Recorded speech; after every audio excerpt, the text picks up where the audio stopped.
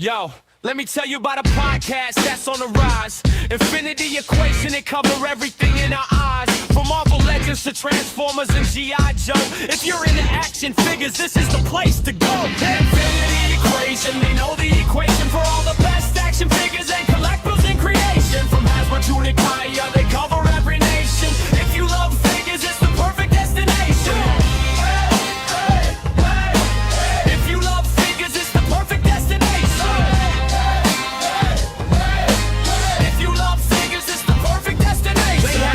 On the show, from designers to collectors, they share their insights and tips for all you figure protectors. They review the latest releases and talk about their features, from articulation to accessories. They are the true believers. Infinity Equation, they know the equation for all the best action figures and collectibles in creation. From Hasbro to Nikaya, they cover every nation. If you love figures, it's the perfect destination.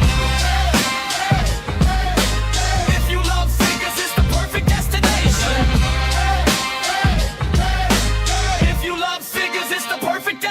The hosts are passionate and funny.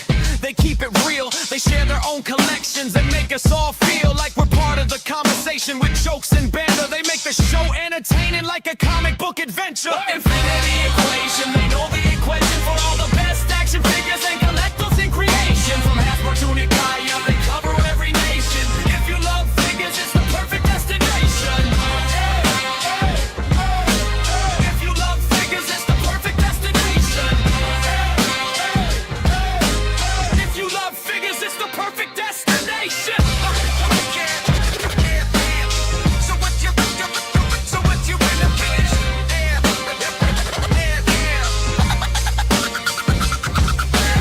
So if you're into figures and you wanna know the latest news and reviews and where to go for the best in collectible, don't hesitate, check out Infinity Equation, they'll make your day great.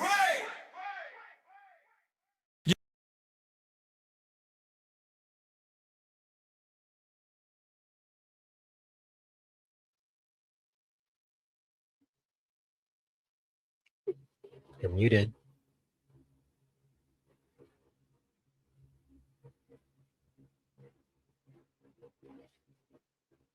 I don't know why my mic was muted. Well, welcome everybody. We'll try again to another episode of Infinity Equation IT podcast. Still working out the intro. Hope you enjoyed the song. I do enjoy. You're rusty. Yeah, so I gotta get this. I started learning how to do this more and more. Get back in the swing of things. But welcome everybody. Hope you enjoyed the new song. The old song is gone, unfortunately. I had that's in the wind. It's like dust in the wind, unfortunately. But you know, it's time to redo everything, get it back into some new season and stuff. So, but let's welcome one of the greatest co-hosts I ever had. Oh, me. The man of legend, the commissioner of Monday Night Raw, Mr. Alex Sanchez, the best artist around. Oh, man. Shower me with compliments. Buttering me up for something. How's everyone doing? You deserve it. I'm all right. How you doing? Doing pretty good. Good to see some familiar faces. Yeah. Dom, Paul Hughes. What's up, guys? Don't you start, Paul. It's not Wednesday night. Don't you start, Paul. Look, Paul, I'm drinking out of my Seattle cup just for you, Paul. Seattle Cup. Ooh, were you in Seattle visiting? No, so somebody gave it to me when they visit. Oh, They brought me back gotcha. from different states. When they travel, they brought me back some mugs. So. Oh, okay. That's good. Yeah. Oh yeah. I got tons of mugs now. Thanks to them. Yeah. Yeah. So what's new, man? How's life been? How's collecting toys been? You told me backstage you've been slowing down. Yeah. You're cutting it down to a few essential lines, like Savage Crucible. What's the other one? Monster Force.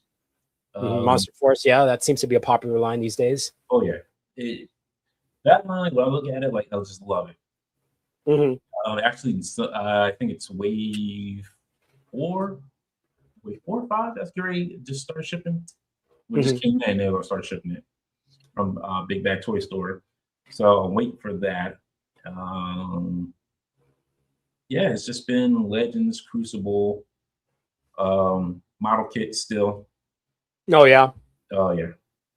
like the Gundam stuff, or just in general stuff. No, it's been like I'm trying to think. Like I did Devastator. I did Devastator. yeah. How big is that? It's not Scale that wise. big. It's about like it's like this big. So like a 7-8 inch, something like that. I'm gonna say I'm looking it up now. Let's say like 8 inch, like an inch. Yeah. Yeah. And comparatively to the smaller figures, because he's a combiner, right? Or is it just like a? No, it's just a straight model. It's just one. Yeah. Are the other figures in that line, if there are other figures, small? And what's the name of the line? They're it's the Fury. I'm sorry, it's the Fury. Is it Fury? I can't remember. Going it now. I forgot. Are there other figures in that? There are. There's Optimus, Hot Rod, Starscream, which you can't like. It's hard to find. Megatron, and there's one. I think there's one other like. Oh, Bumblebee, and there's somebody else, and I can't think off the top of my head. Are those 8-inch figures as well, or are they in scale to Devastator? They're just shorter than Devastator because Optimus Prime, he's shorter than Devastator. Okay, good. All right. Yeah, I collect the Legends scale Transformers. I don't know if you're familiar. They're like 4-inch, but they transform and they're in scale to each other. So like the combiners are much bigger. They're like 12-inch. Back there? Yeah, he's back there. So I don't know if you can see him. No, I just see a Giant Man, Sentinels. So Devastator's like right here, like down right there. Yeah, I see him. I see the top of them. Yeah, I see. So that's the Hasbro one. When they re-released it, they did. The the original line. So I was like, all right, well, this is like I can get this now and be happy with this Devastator. But he's a pain in the transform, and I'm not transforming ever again. He's staying in Devastator mode. That's it. Yeah, that's why I stopped collecting Masterpiece, which are more like 10-inch figures. Dude, like an hour just to transform one. I'm like, this is not fun. I'm not collecting this anymore. No. Which is another reason why I like the Legend scale ones, because they're so intuitive. It's like you don't even have to read the instructions for most of them. Exactly. And they're so cartoon accurate. So yeah, I've been collecting those for like the last 3 years. Yeah, that one was a pain in the butt because like it was somewhere there was two that were 2-packs and the other ones were singles, and you got to follow each individual instruction. I think one of the 2-packs came with the whole instructions of how to combine them into Devastator, and it was a pain. I was like, "Yep, I'm done." It took me like almost half an hour to an hour to get them. Yeah. Drives my anxiety off the wall with that. Oh yeah. But let's see who's in the chat with us, hanging out with us today. We got Mr. Dom. Seattle. Hey, we got Mark Rose. What's going on, good sir? We got Mr. Big Bear Paul Hughes. How you doing? Good to see you. And then my buddy Sock Security. What's going on, man? Then Johnny says, "Hey, Johnny Cock." Going on, Johnny? Yeah, he's an old friend. Yes, indeed. Yeah, he goes back. Yeah, man. Me and all I do all day is send silly wrestling shit to Dom on Instagram and vice versa. He's my Instagram bud. That's all 3 of us do then.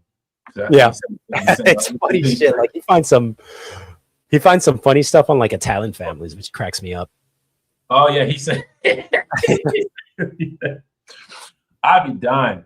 I think I sent him some day. It was like a guy who dresses up like he's pretending he's Bret Hart. He's sitting there talking. Oh yeah. I think he sent that to me. Yeah. Yo, had me dying. He's like Sabertooth. Yeah, look, kills a woman every day on Wolverine's birthday. I never killed nobody. Wildest thing. Yeah. Don says, "All right, so are we going to address Alex's luscious locks?" That's what we did at the top of the show. Yeah, Commissioner Sanchez. Commissioner Sanchez. He says I reminded him, or I looked like Shawn Michaels when he came back for to be commissioner. after he retired the first time. With the suit on. Now you gotta get a little suit jacket on. It's just like, Yep. Just don't be like the old Shawn Michaels with the cowboy hat talking about. I should wear a cowboy hat. I should go country. I should go full country. Oh my goodness. Because he looks like he doesn't know what's going on. He just like, I just come to work and just figure stuff out as I go along. Yep. Sean, you look tired, Sean. It's time to go to sleep. Well, he wasn't tired. It was the drugs. He was on massive amounts of drugs, painkillers. And Bill Goldberg. Oh, Bill Goldberg. Yeah, Bill Goldberg. Yeah, so I'm like Bret Hart. I blame everything on Bill Goldberg. Oh, I got you. Yeah. That Goldberg's just a crabby old man. Exactly. Always. Actually, I take it back. He's not crabby. Bret Hart is the crabbiest of the crabbiest old men. You don't leave my boy Bret. Let that man have. Man, he needs to get over it, man. I understand he got kicked in the head and lost a whole bunch of money because he had to retire himself, but that was like 27 years ago, man. Come on. Let bygones be bygones. No, we always hating Bret. We always hating Bill Goldberg. Don't like no Bill Goldberg. We have no Bill Goldberg in this house. Just Bret Hart's and no Bill Goldbergs. Nope. Dude, if Goldberg let Bret kick him in the head and like give him a concussion, he still wouldn't be happy. Yep. Nope. We know. Nope. He wouldn't. Nope. All right, Mr. Alex. See what you got. What did you get? Anything good? Oh, we're starting it off. Yeah. All right. I got 3 1/6 scale figures in this a few days ago. Woo. I am a big fan of the Sideshow Collectibles Scum and Villainy line, which is like their B-list Star Wars characters that Hot Toys will probably not come out with. And if they do, it's going to be a very long time. The first one I got is Dr. Evazan. He's the one that told Luke that he doesn't like him very much because he's got 3 warrants out for his arrest or so. I don't know, something like that. But I love the sculpts and the tailoring. They have definitely upgraded from when they originally launched. Look at the weathering on the boots. From when they launched their Star Wars 1/6 line like 15 years ago or whatever, they've really made some improvements. The quality of the body was always one of my gripes with them, but it seems like they've upgraded that to more tighter joints. It's not wobbly legged. The only caveat to this line is you don't get as many accessories as you do with Hot Toys or InArt. But still, don't know if Hot Toys is ever going to come out with this character, but I'm glad I got it, and I hope they keep going. I want to see, the band, the Cantina band. I want to see all the Cantina characters, Jabba's Palace characters. Another one I got. Are we going one for one here, or are we just No, go keep going. Everything? Okay. Another one that came in this week is Gorindan, who is the galaxy's biggest snitch. He told the stormtroopers in A New Hope where they can find the Millennium Falcon and Captain Solo and their cargo. Now, so Gorindan. What's up? Was he in the special edition one, or was he? I don't remember him being in the original. He was in the original, like the original cut, and he was also in the special editions. Okay. Yeah. It's a very short scene where he tells the stormtrooper what cargo hold or what cargo bay the Millennium Falcon is docked at, right when the stormtroopers come and shoot it up, and Luke and Ben make their way out of Tatooine to go rescue the princess. So yeah, this was the dude that snitched on where to find him. Grindan. And probably my favorite of the 3, because the sculpting is so great. Wow, each one of his dreadlocks are wrapped in plastic. That's cool. This is called, what's his name again? He is called, what is his freaking name? Oh, Spaghetti Rook. I feel like he was a different name in the original Kenner figures, the 3 3/4 ones. But dude, check out badass sculpt right there. That is detailed in that face. Look at Oh the yeah. texture of the outfit, he might make it into my top 10 figures of the year at the end of the year. Ooh. He only comes with a blaster, extra hands, and like I said, man, accessories are limited, Mhm. but I think the figures are well worth it, even though they jacked up the price to like almost 300. They're at like 275, 285. Whereas a few years ago, or maybe like 5 or 8 years ago, they were going for like 210, 230 at the most. But yeah, those are my pickups for the week. I got some other Scum and Villainy stuff, but it's still on pre-order, it hasn't come out yet. Okay. All right. That it? What do I get? What did I have? What did I have? Oh, so I got my Elric from Savage Crucible. Dope figure. Got him on the sale, second sale that they had. And this is it. Done. Dunzo. They're not making any more of these bad boys. Sold out? Yep. No, they're just like, that's it. This was stop the producing. last chance. Uh-huh. From the prequel. Yeah, they just stopped making. His sword's kind of badass. Though. I love this sword. Mm-hmm. Ooh, that's a nice sword right there. Yeah, so he's amazing. I love him. Got my Secret Wars Daredevil. Oh yeah, I've seen that one before. The complaints I've heard amongst our friends is that he only comes with one fisted hand. Yes. Yeah. Yeah. That's sure. a no. Yeah, I'm sure I got another Legends that has the right hand. You shouldn't have to though. I know. Yeah, but I do like it. Like this is a fine Daredevil. This is a fine Daredevil. Is that your Daredevil? Like that version is your go-to? Your always has been Daredevil? Not all the time. I don't remember the black line look Mm-hmm. too much. I remember just like I don't remember that either. Yeah. I just remember it just being just straight all red. I don't Right. remember him having like the black lines where the boots and the gloves are. But yeah, this is fine. This works out just fine for me. Mm-hmm. It's okay for you. And everybody does not like Absorbing because he doesn't know absorbing power ups or anything. So, but I do like him. He's a decent figure. What else? I haven't opened them yet because I don't have space to open them up right now. But got Magic. Yeah, I saw that Magic. She looks dope. Secret Wars Spidey. Oh, that's the symbiote suit has taken over. Yeah, this one I was kind of up and down on. I was like, should I get it? Should I not get it? Like, is it worth it? So I probably won't even open this one. I just probably keep it like it is. Well, Spider-Man's one of your dudes, so you gotta get all the Spideys. True, very true. I got Falcon. Oh, gee. Well, that's based on the Secret Wars. Although, did they make they did make a Secret Wars originally. Falcon. Yes. Yeah. Homie. He didn't have the wings though. I got Hulk 2099. 2099. For a second there, I thought it was Abomination. Yeah, a lot of people have been saying Abomination. That's the hilarious part about it. Yeah, but I like 29 of the series. Did you collect the 2099 Hulk or any of them back in the day? Spider-Man, I still had the first issue of. Doom, I had the first issue of.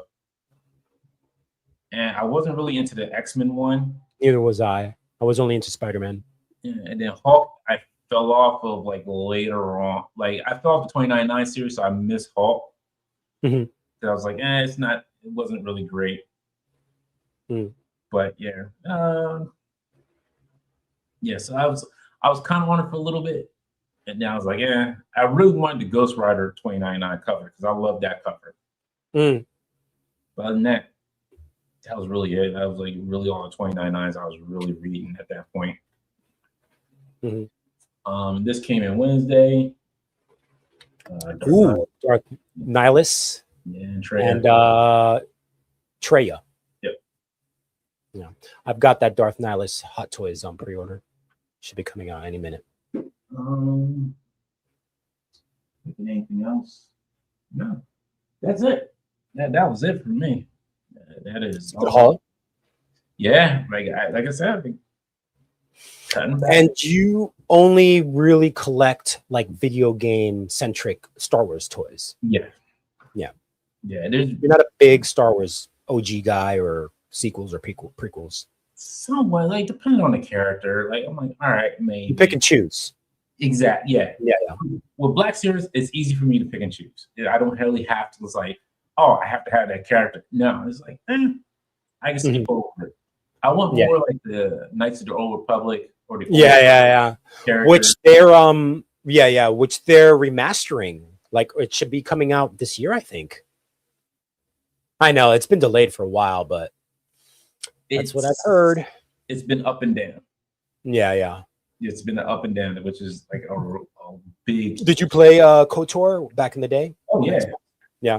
That's why. The reason why I love that game because the story was great, and it was one of the very first games that I could actually cut down team members, and I cut down Jolie Bendo with a swift swipe of my lightsaber. Because that dude was annoying. Every time he's like, I wouldn't be doing that. Look here, I don't need you, Jolie, in my ear. Okay. The only one who got away was Karth. I killed his Wookiee friend, but Karth got away. That was the only one I did not kill. But everybody else wiped out my party. I destroyed them. Me and Bachelor ruined the galaxy like we were husband and wife. Like, yeah, we gonna rule this galaxy. Yeah. It was beautiful. But yeah, that was it. Oh yeah, and I got my. I don't know if I did say that last time I was on. So I don't know if I had it at the time, but I did get the War Machine Punisher. Yeah,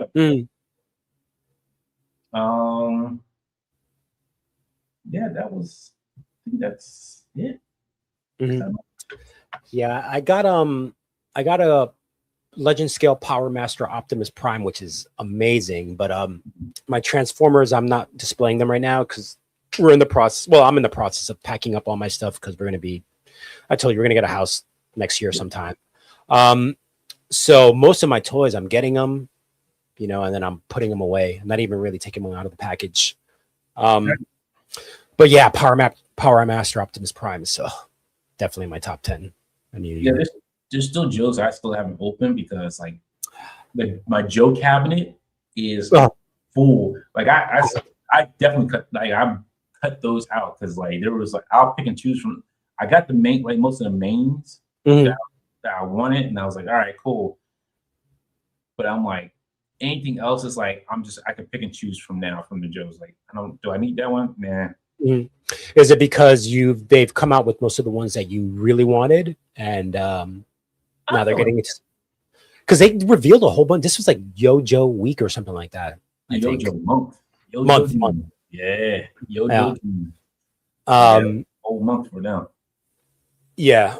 So I don't know if we're gonna talk about it in the toy news or anything, but I know they Zap was one of the original 11 or 12 that people were asking for that they just revealed.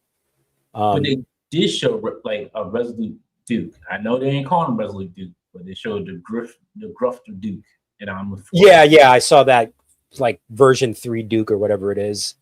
I saw the red or orange snow guy. I don't know who that is. And Dusty version 2 with the dog or like that. Yeah. The dog that coyote or dog or whatever looks dead on. That dog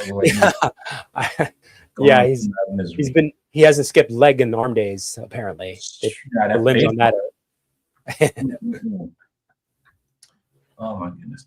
Well, let's see what's happening in the comments here real quick. Paul said, better have some coffee. I did, Paul. Finished it. It's gone now.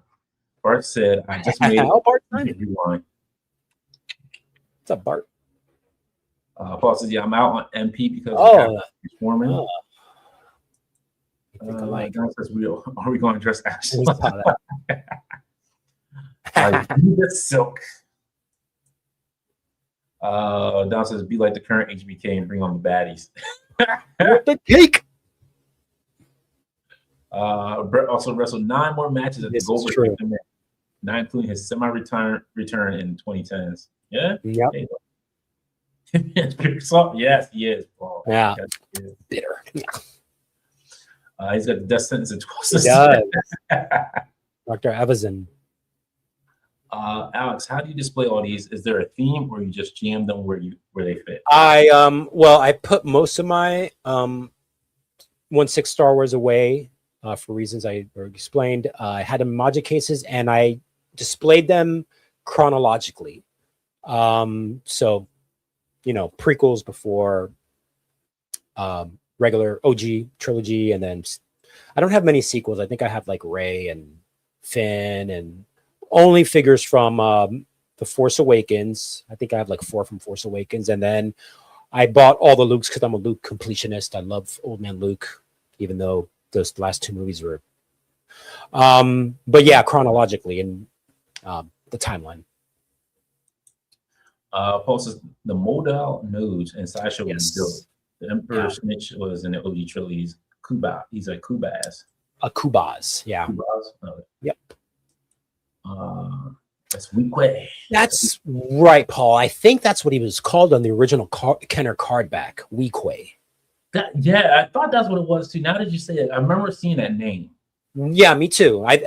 For sure it was on one of the cards. Right. But like Paul is explaining, that's the name of their race or what planet, whatever they come from. So it feels like maybe Spaghetti Rook, which is his name on the box, is something that was created after those toys and the original trilogy had come out.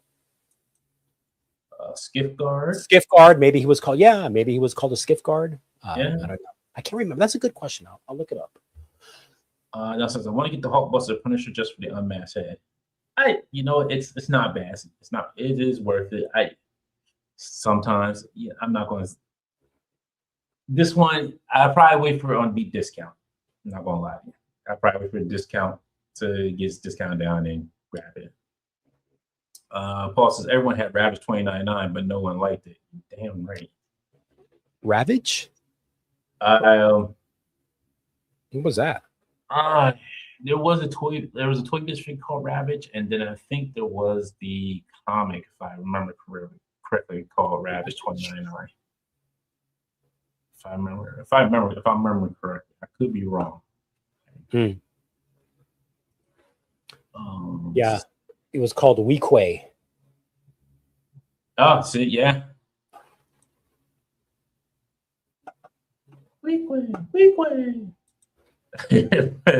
buddy Brian says it ain't. Oh, KOTOR. Yeah. He said you can send that KOTOR pack anytime, Dante. You giving away free toys? No, I'm not giving away free toys. There are certain things. I do owe Paul one thing. But I'm not giving away free toys. OG 13. I think Dom is referencing the G.I. Joe original 13. Yeah. Bart says, I got the Hulkbuster Punisher. It's heavy but cool, but I'm going to customize them soon. Nice. Don says, Snow Guy's a generic rescue guy. Yeah, that's from what I was hearing. Yeah, and that's what Paul was saying. Paul saying the Snow Rescue guy is cool. Strian says, hello, everyone. I remember him. Yes. Or her.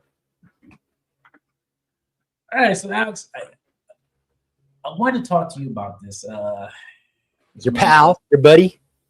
Yeah, this man has lost it. Todd McFarlane has lost his mind once again. So there was an interview he was doing. Don't know. He was doing an interview, and somebody asked him about AI being involved in comic art, and he was like, "Well," he said, "I look at it this way. I don't think it was a bad thing." He's like, "I look at it as if somebody can give me, if I say give me 10 guns, or give me different guns, and somebody draws out 10 different ones, and then somebody puts it out into AI prompt and gives them 10 different guns. I'm not going to be mad at either one." Right. It's kind of like, it's weird because the thing is, I'm not against AI in certain uses. because I do use it in some like sometimes for this show, and sometimes for 3D printing. I'm not mad at that. I'm more like when you go to cons, people get kicked out because of AI art. Or they're banned because of AI art because nobody's buying it. So for you to say that, it's like, well, are the cons wrong or are we wrong?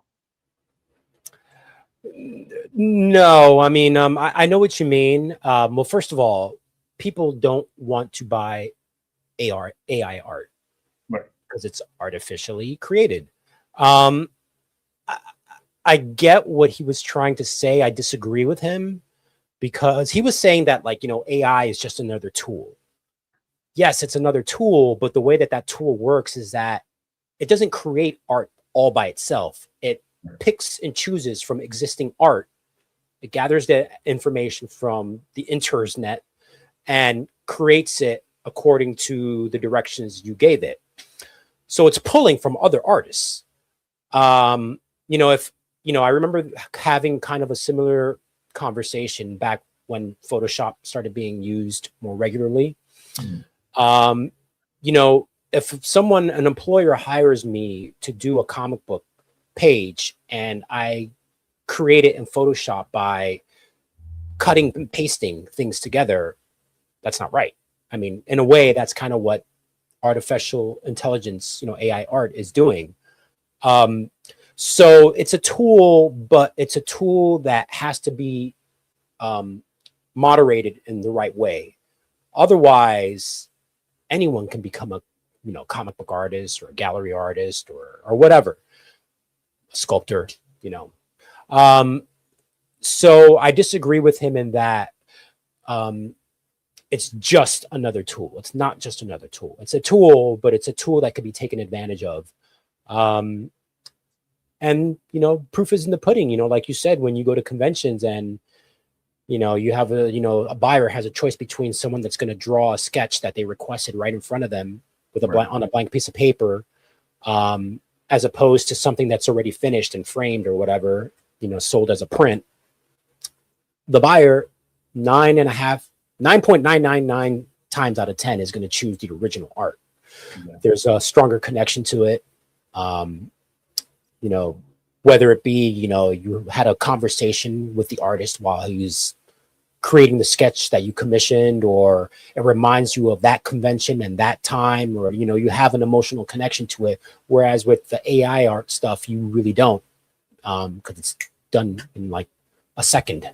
And you don't see that process if someone sells it to you.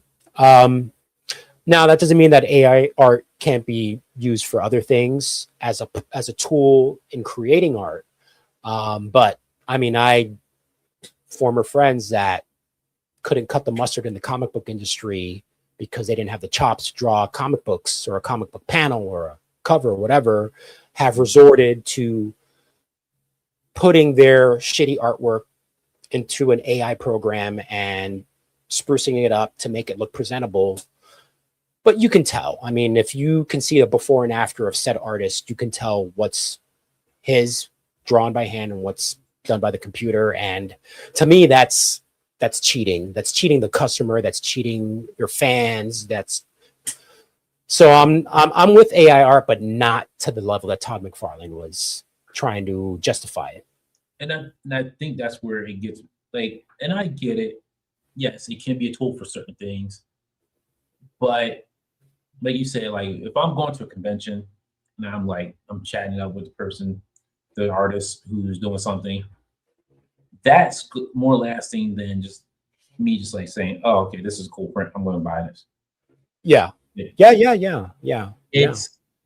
It's the time what you're paying for and getting is the time, effort, and getting to know that artist who actually put the sweat and time and effort into the art piece.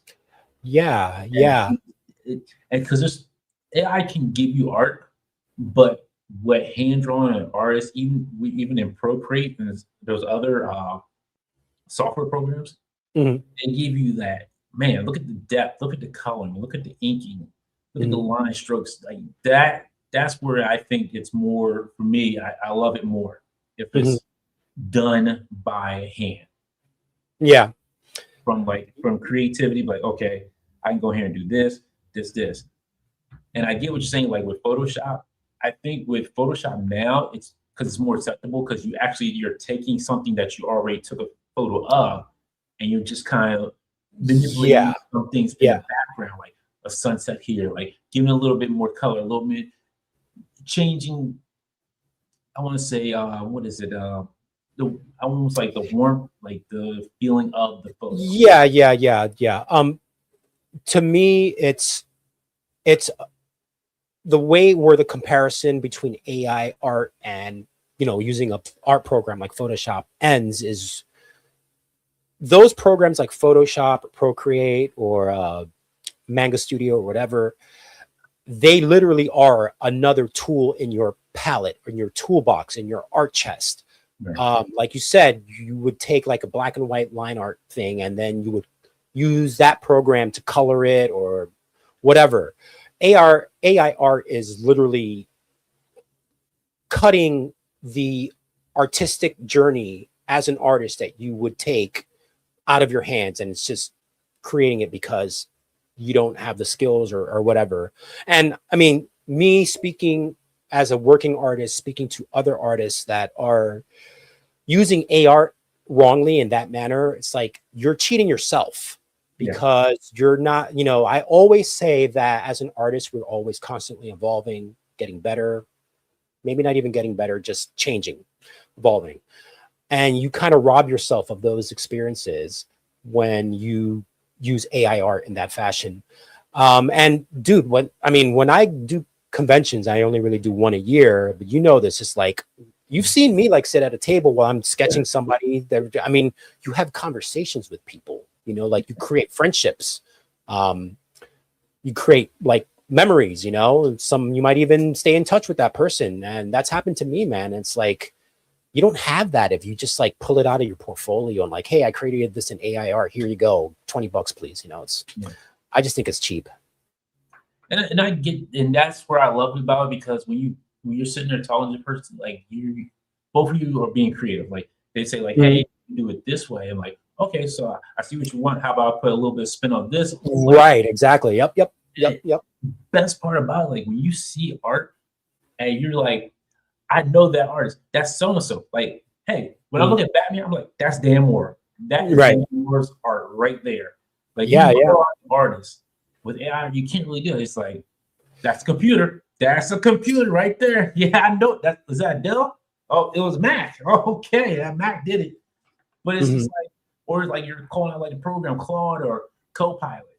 It's there. I think it's more there when you're able to just like, I know that artist's art style. Now I recognize it. I'm in love with it. I love how they do certain characters, how they do like pages, the fluidity of like the characters that they're drawing.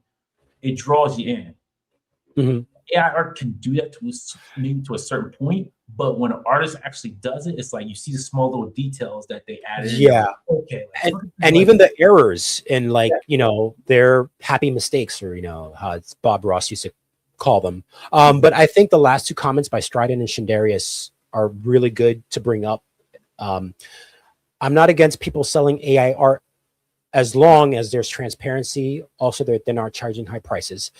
That is a great statement in a perfect world. But unfortunately, Strident, the vast majority of these people that are selling AI art are not saying that it's AI art. They're trying to pass it off as original art. Yeah. So there's that. To me, a lot of AI art looks cookie cutter. It looks all the same. It all looks the same. Yes. I compare it to like CGI graphics in movies as to practical effects. To me, practical effects, I mean, there's a place for CGI special effects in movies, you know, like big scenes, you know, like big cityscapes or whatever, vehicles, robots. But when you get down to organic things, like hair, people, I'm always going to go with practical effects because it looks like it's something that's tangible that you can actually grab and hold, that's actually on set with the actor acting alongside them. A lot of the CGI art stuff, like I'll give you a good example. It's like, remember in the Justice League movie when they CGI'd Yeah. Superman's mustache.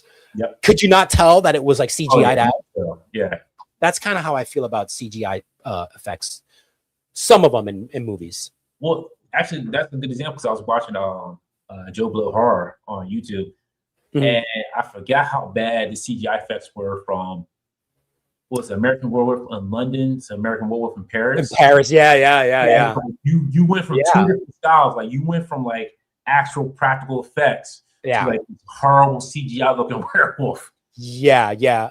And By the way, the first American Werewolf in London, he won an Oscar and is revered by special effects aficionados as some of probably the best werewolf transformation of all time. Yeah. And American Werewolf in Paris, people shit on that movie all the time. Oh yeah. Because of the special effects also. Yeah, and I love it because London was so good because what stands out is the first transformation you watch him turn into a werewolf. That stands out in that movie, how good the practical effects were. She's like, how do you make that transformation, like make it move, look like it's actually changing? Yeah. All like the hands turn into paws. It was like, Mhm.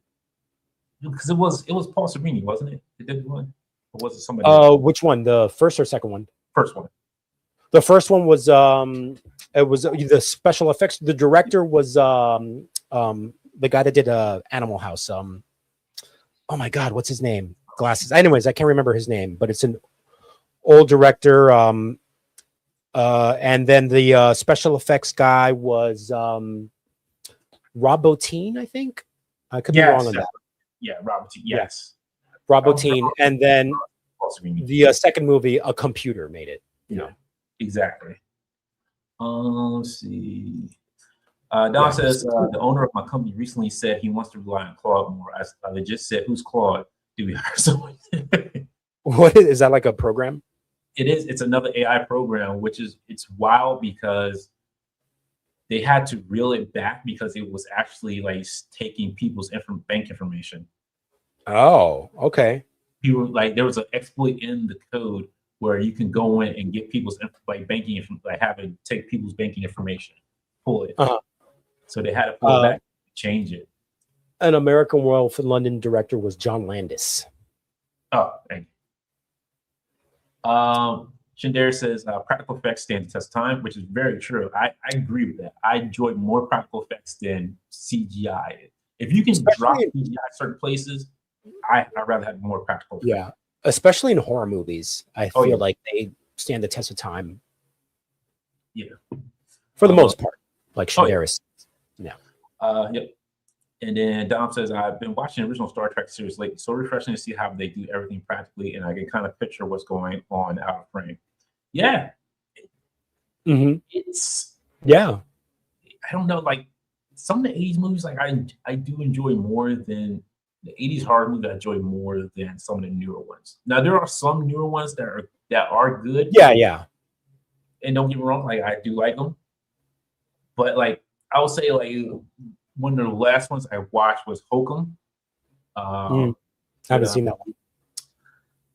What's his name? Scott from that Apple TV show, and I can't remember the name of it. Where he's in the office, in that like blank office, and he doesn't know what he's doing. Like, not familiar. Adam Scott. That's the name. Adam Scott. Adam Scott. Yeah, so he was in, and it was not a great movie. The story was not good, and it had it left you like okay, what's going on here? What's the gist of this? But it did have like some CGI, but it was mostly a little bit practical effect. But like the story has to draw you in too. Like it has to draw you in.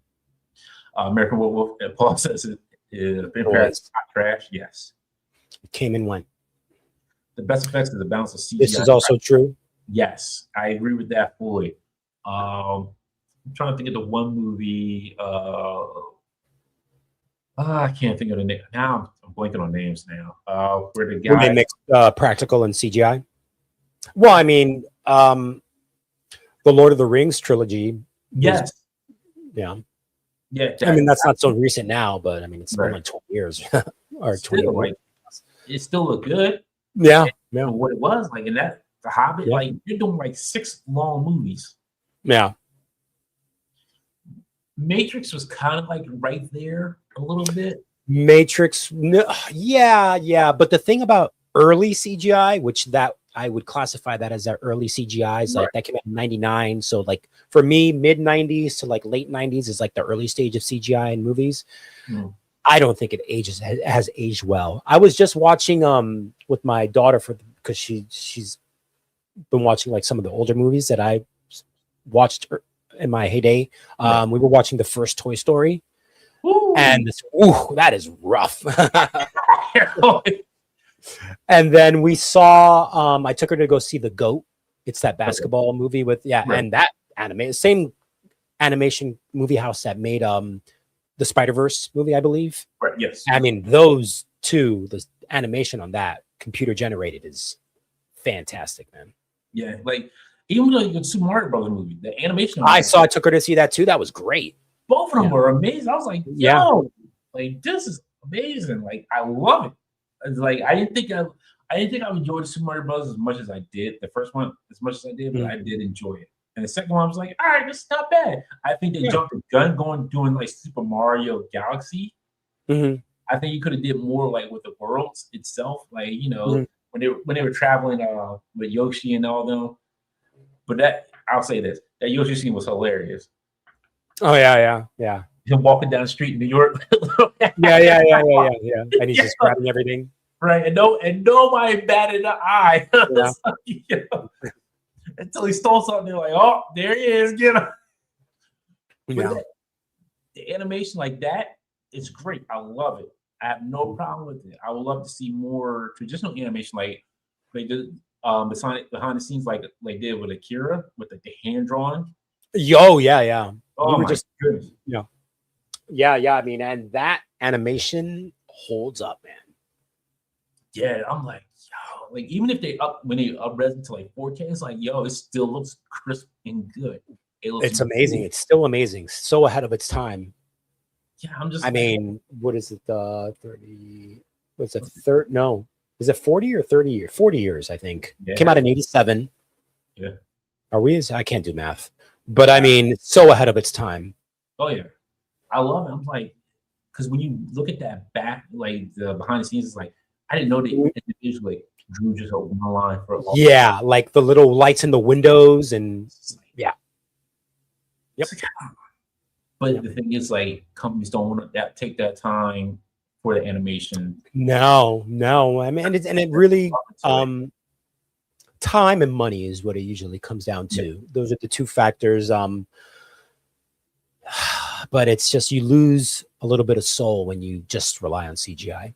Exactly. Let's see. Paul says when you use practical and smooth correctly is sorry, I did. Right. Yeah. Bart says, I just saw the Motu movie the other day. Hated it, but the effects were really. I saw that on Monday. Did you watch it? Not yet. I may go see it tomorrow.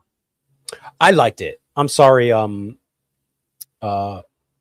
but I thought it was fun. I'm not going to spoil anything. I was just reading how it made like $30 million, $170 million budget, not including advertising. Made $30 million first week, and then it dropped to like $15 or $18 million second week, and it's considered a huge bomb. I mean, they were in the same article. I think it was like the Hollywood Reporter or something like that. They talked about how all hopes for a sequel are pretty much gone. I'm hoping that it creates some kind of cult status on the video market, like streaming or definitely it's true. Blu-ray or whatever, but enough to like make money and greenlight a sequel, because I thought it was fun, man. I thought they did a good job with the callbacks, like the Easter eggs, not in a way where a lot of movies like to say, hey, remember this from your childhood?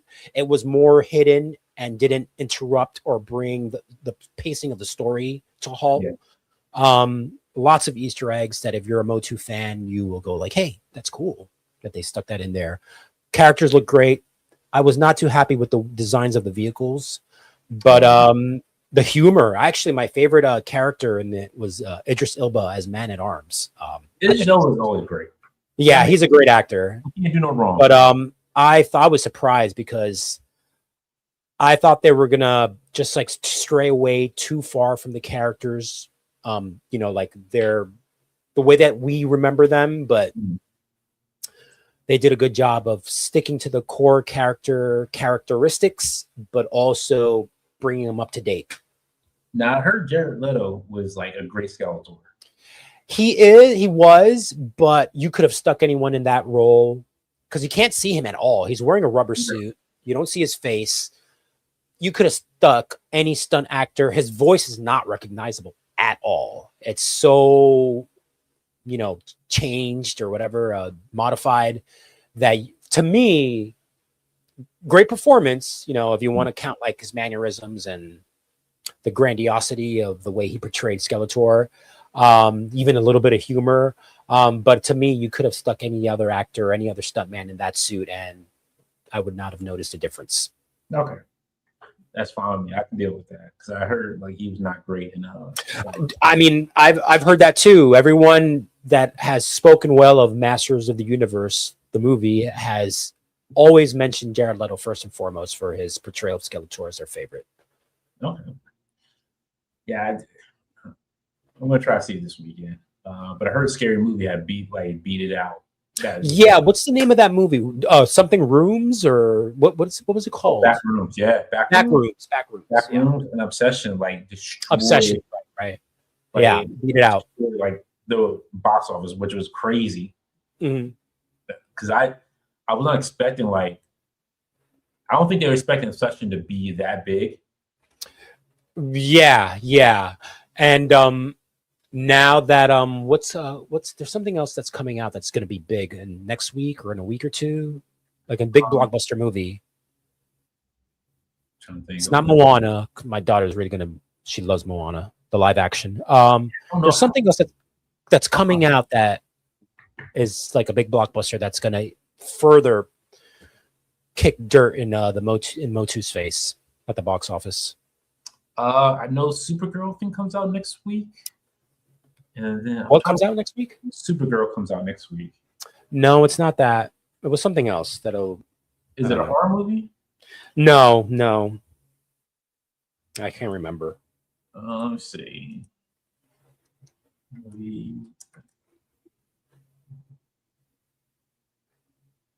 Spider-Man, maybe it was. That's at the end of July. Oh, is that in July? Well, that one. I got my ticket for it. How come the seats were already almost gone? Oh, really? Yes, and they did like an Amazon early pre-release, which I was like, all right, cool, I'll do this. Those tickets were already gone. The seats were like, I'm sitting between two people. I don't know who, but I was like, as long as they shut up and we don't clap and be like talking over the lines, we're good. What time did you go see it? I think it's 7:30. And okay. See, I'm a matinee guy, man. Less people are there, the more I enjoy the movie. Unfortunately, I know it's not going to be less people. Yeah, I think it might be Supergirl that I was thinking of. Okay, I think it might. You know what? It might just push ahead of Motu, but I don't think it's going to be by much. Oh, Robin Hood. I forgot that comes out too. Oh yeah, you're in for that? No, I just I don't know. I'll wait for that to come out on Yeah, I think it was Supergirl because it comes out the 26th, so next week. Yeah. Jackass. Bunch of old men doing stunts. One of them's gonna end up dead. Yeah. In 3D. That's funny because they have on here. They have Motu coming out on June 27th, which is just completely wrong. I don't know why they have it. Who's playing Robin Hood in the new movie? Hugh Jackman. Hugh Jackman? Yeah. I wonder who's directing it. If it's going to be any good. That's a good question. Let me see who's directing that one because I was like, this is a weird movie to have. It's like it just felt off. Like I don't know what it is about it. Like it just feels weird. It's like it's just a weird movie coming out. Mm. But I can't wait to see the Odyssey. I'm really You want to see that? excited for that. Mm. I want to see the Odyssey. Yeah, I do. I don't care what anybody says. I want to see that movie. Oh, Michael Cernatsky. Never heard That's of the him. director for Robin Hood. Let's see. He did Pig, A Quiet Place Day One. So that's like a prequel to the Quiet Place. Oh no, or just a regular sequel? Yes. Did you ever watch the original? Like no, that was a prequel. Okay. I watched the first one. I didn't watch the second one. Neither did I. And I didn't watch the prequel. Yeah. Neither. Oh, and I guess he's attached to Death Stranding. That's. Ooh, you gonna try to direct Norman Reedus? I don't know, man. You ain't no Hideo Kojima. You are no Hideo Kojima. But yeah. Just real quick, I know we devolved off into like talking about movies, but I just want to say, like, for comics, if you really want to get into things, read Elric. The comics really good. Batman's been really good. I know Dan Moore's I think he's getting ready to leave off of that, but Batman's been amazing. I love it. It's Absolute? Or what are you talking? Which Batman?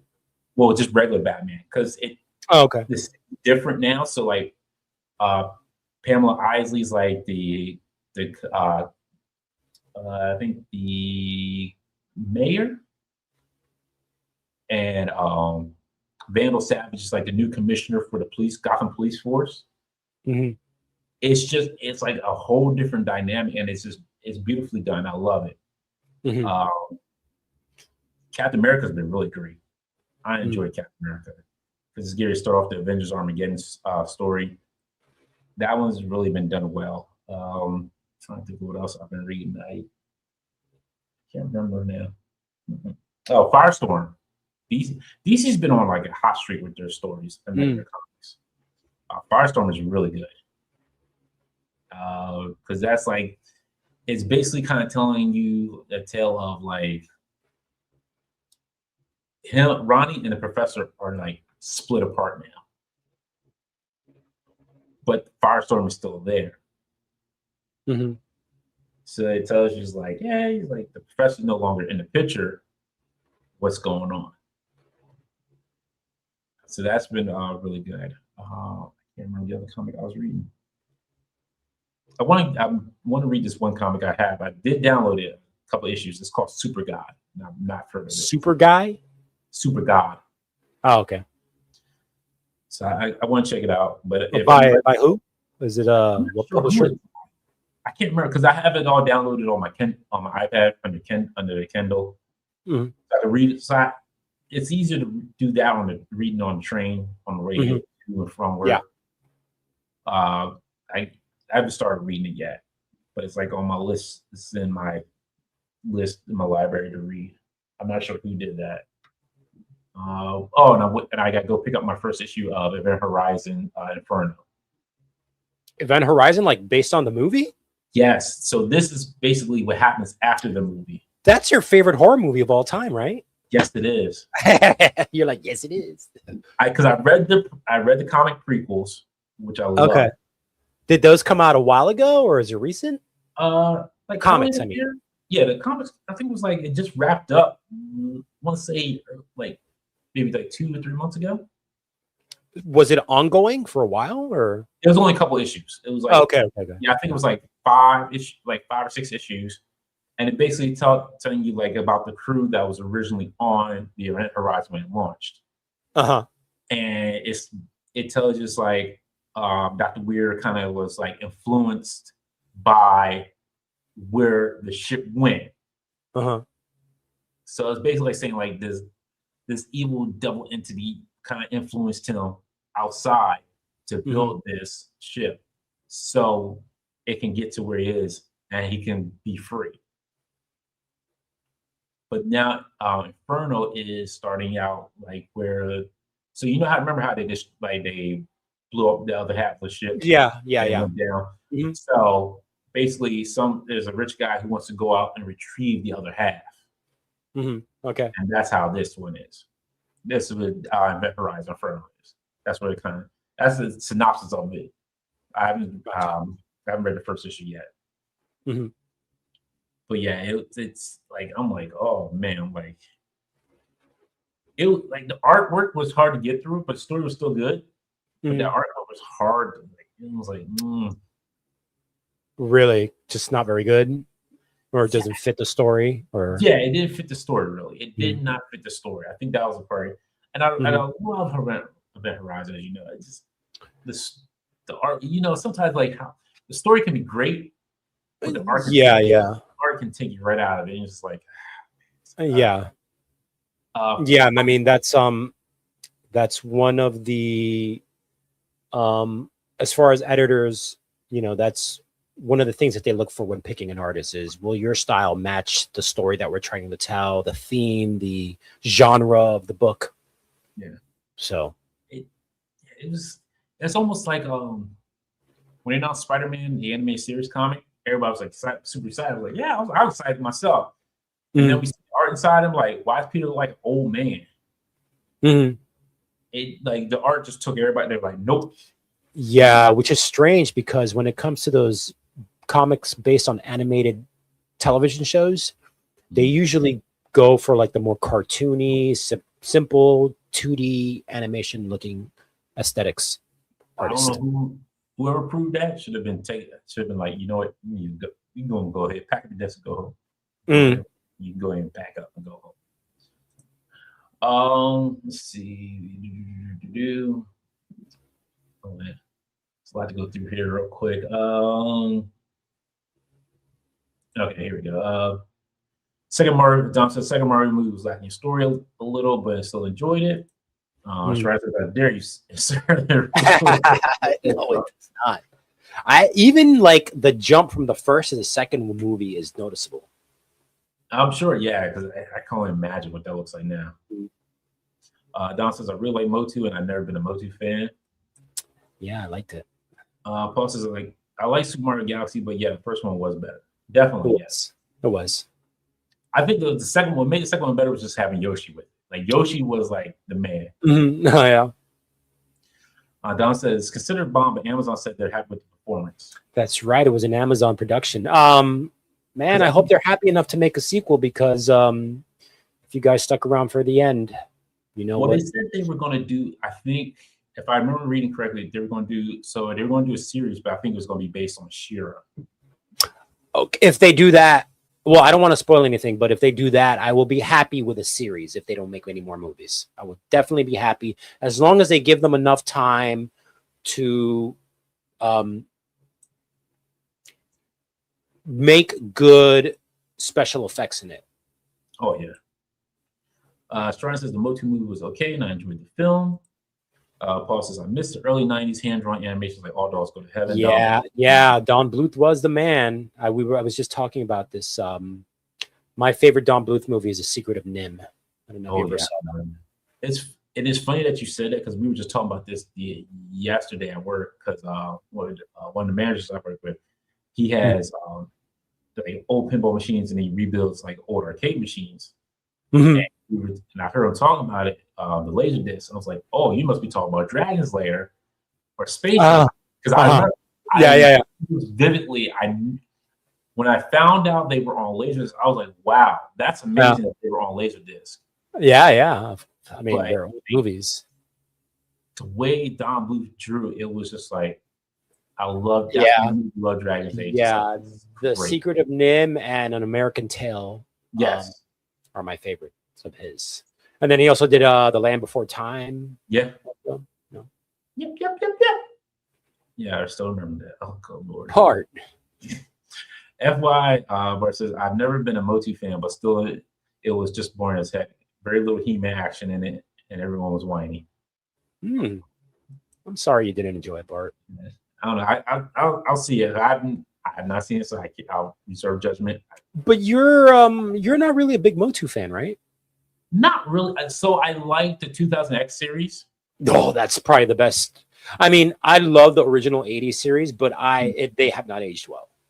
The 2000X series, story-wise, goes deeper than any other. I love the 2000X. I definitely think it's the best written Motu series. And I know it's unpopular, but I did like the Netflix one too. You know what? What's that? I know it's unpopular, but I did like the Netflix one as well. Oh, really? Yeah, I enjoyed it. I enjoyed it for what it was. I was like, Yeah. Cool. So I like that we got to see like the previous He-Mans that were there. Like, oh yeah, like yo, he's like, yeah, what you doing here, buddy? You saw He-Man down there, not there. Did you have you seen the old 80s ones lately or recently? No, they're hard. So I tried. It's a tough. It is. It's a tough watch. I tried, and I was like, man, like,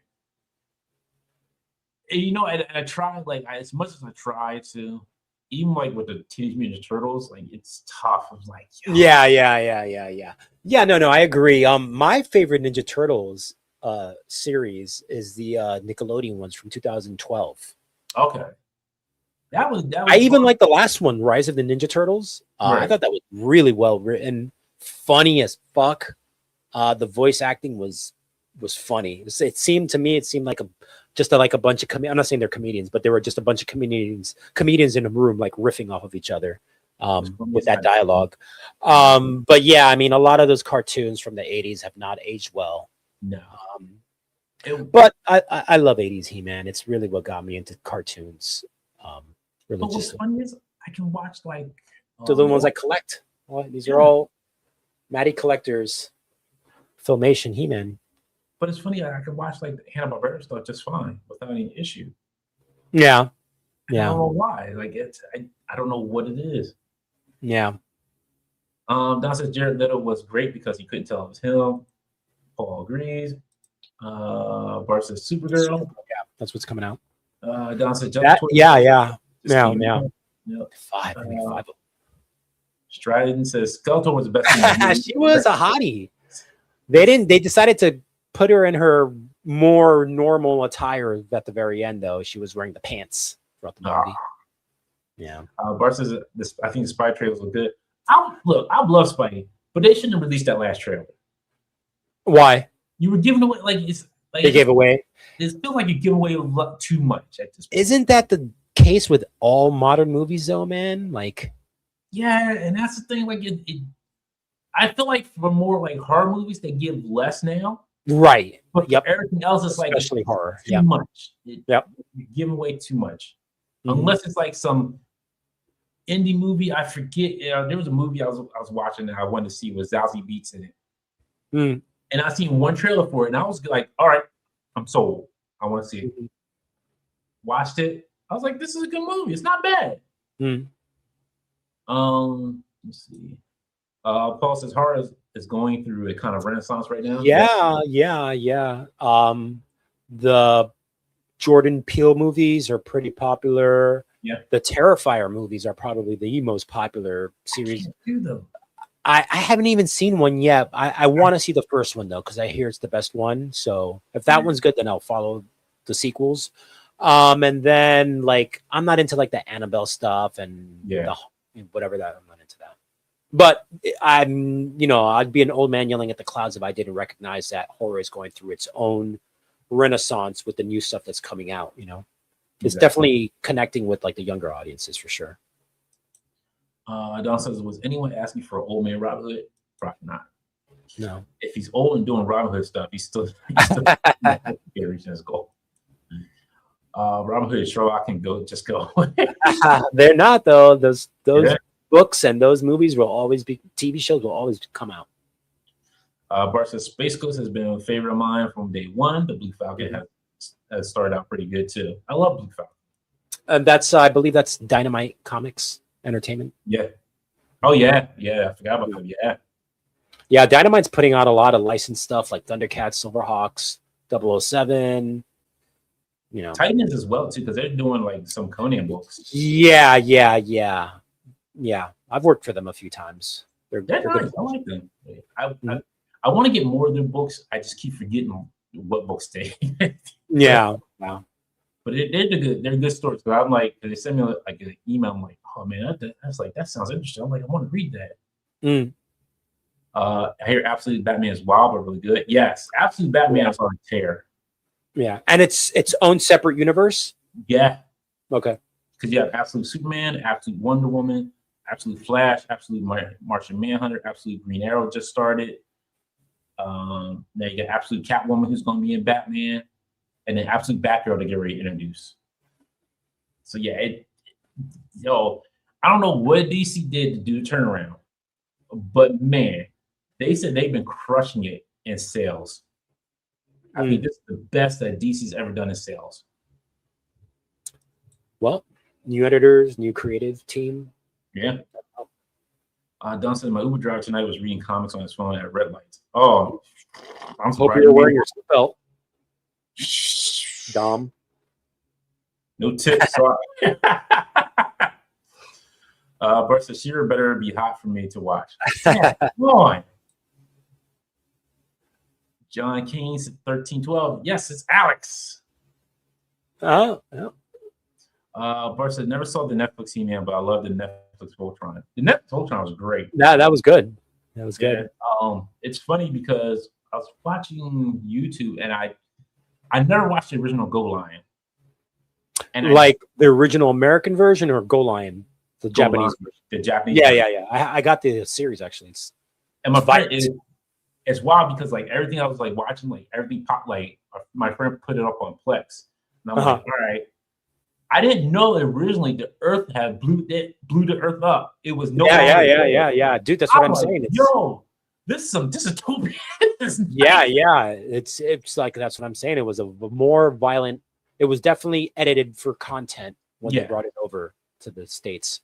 Even with Sven, I'm like, yo, like yeah.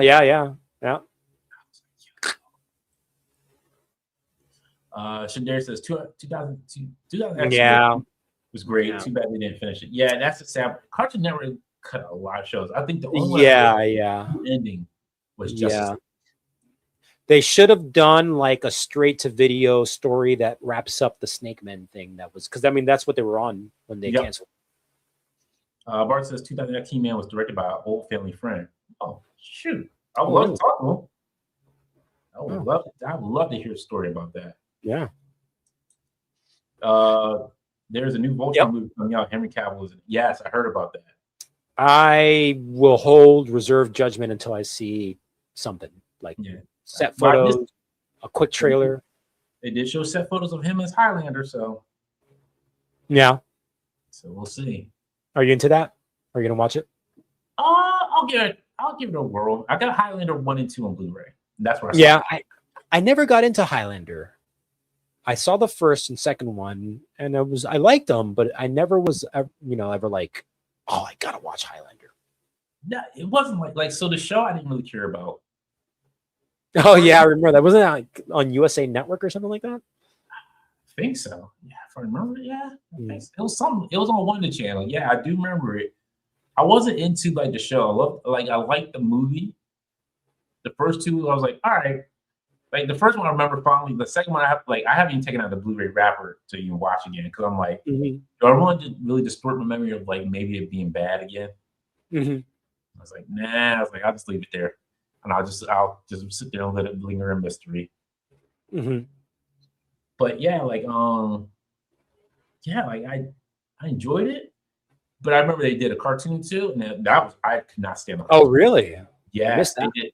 It was like remember Phantom what was it, 29X? No. So there was a Phantom cartoon as well. And it was like more modern. Like he was he was in the future in the city. Phantom? Yes. The Phantom? No. Yeah, it was a Phantom. What was it now? I gotta think of it. What was it called?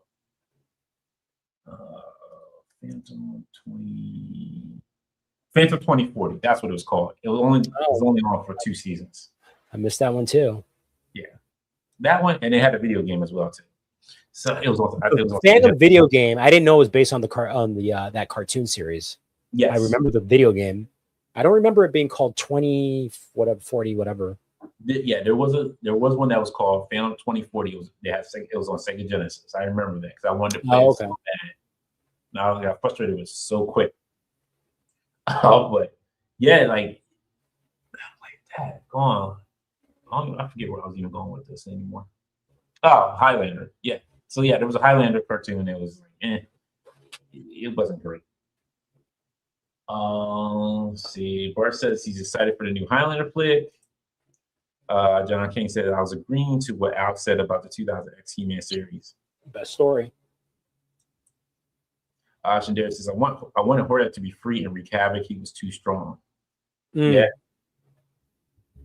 Yeah, he definitely made Skeletor cower before him. Oh, Don said, yeah, definitely USA. I think it was on before Raw. Yes. Now that you say that, yes, I do remember it. Because I think after Raw came Silk Stockings. The crime show, like, I guess it was like a crime show or something, but it was called Silk Stockings. Yeah, I remember that. Paul, they said they did a Highlander movie that had both Lambert and the T. McLeod, and it was not good. That one I don't remember. I feel like there were so many Highlander movies after the first two that I saw that it's like straight to video. Yep, exactly. Dumb. Silk Stockings or La Femme Nikita. Remember those USA shows? It was either one of those that were right after Raw. Yeah. Like, that's funny. Right after Raw. Silk Stockings. Yeah. Nikita. I'm like, oh my God. I was like, Raw's Gary in. I'm like, oh, here we go. All right.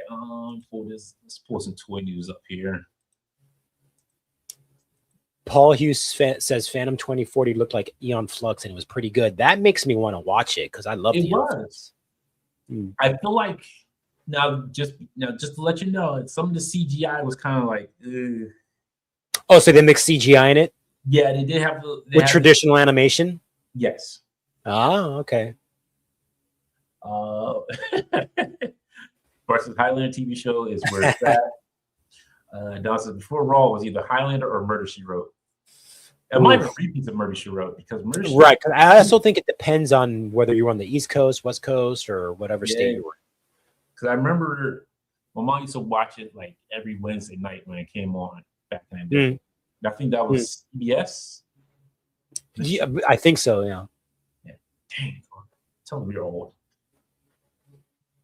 When my stuff came out like so I did want to talk about this. I'm super excited about this. Wow, you skip right over Jason Voorhees. It's okay. We'll go back to it. Yeah, we'll go back to Jason for you. I'm sorry. I'm sorry. Invincible Jada Toys. For Invincible, I think this is the first one that's going to be available because they have not announced any pre-orders for like the regular release of Invincible. So this will be the San Diego Comic-Con exclusive. Bloody battle damage Mark in a blue suit. It looks decent. I'm excited for it. I've never read Invincibles or seen the show or nothing. I'm a season behind. I'm not a season behind. I have to watch the current season. So are you more of the comics or? I didn't finish like all the comics. Like I have like the first one. I think the first 2 volumes. And then that was where I stopped at because when I was buying those volumes, like they were expensive. Yeah. Is this something you're going to be picking up?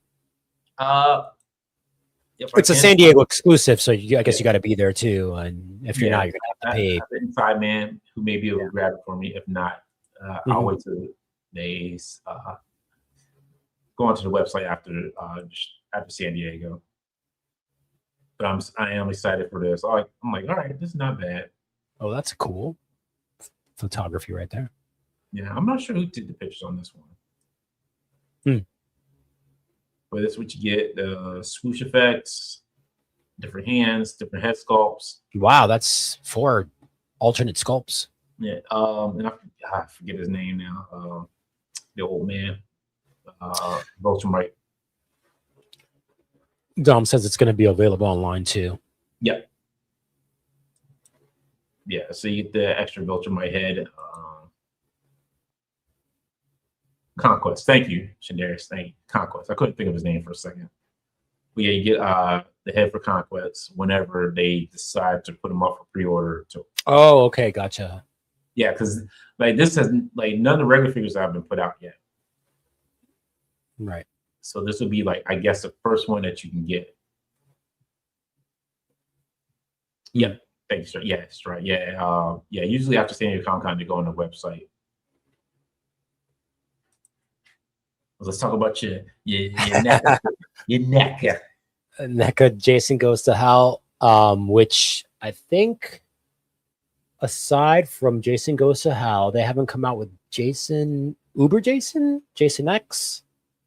But they've basically gone through the gamut of all the different variations of Jason.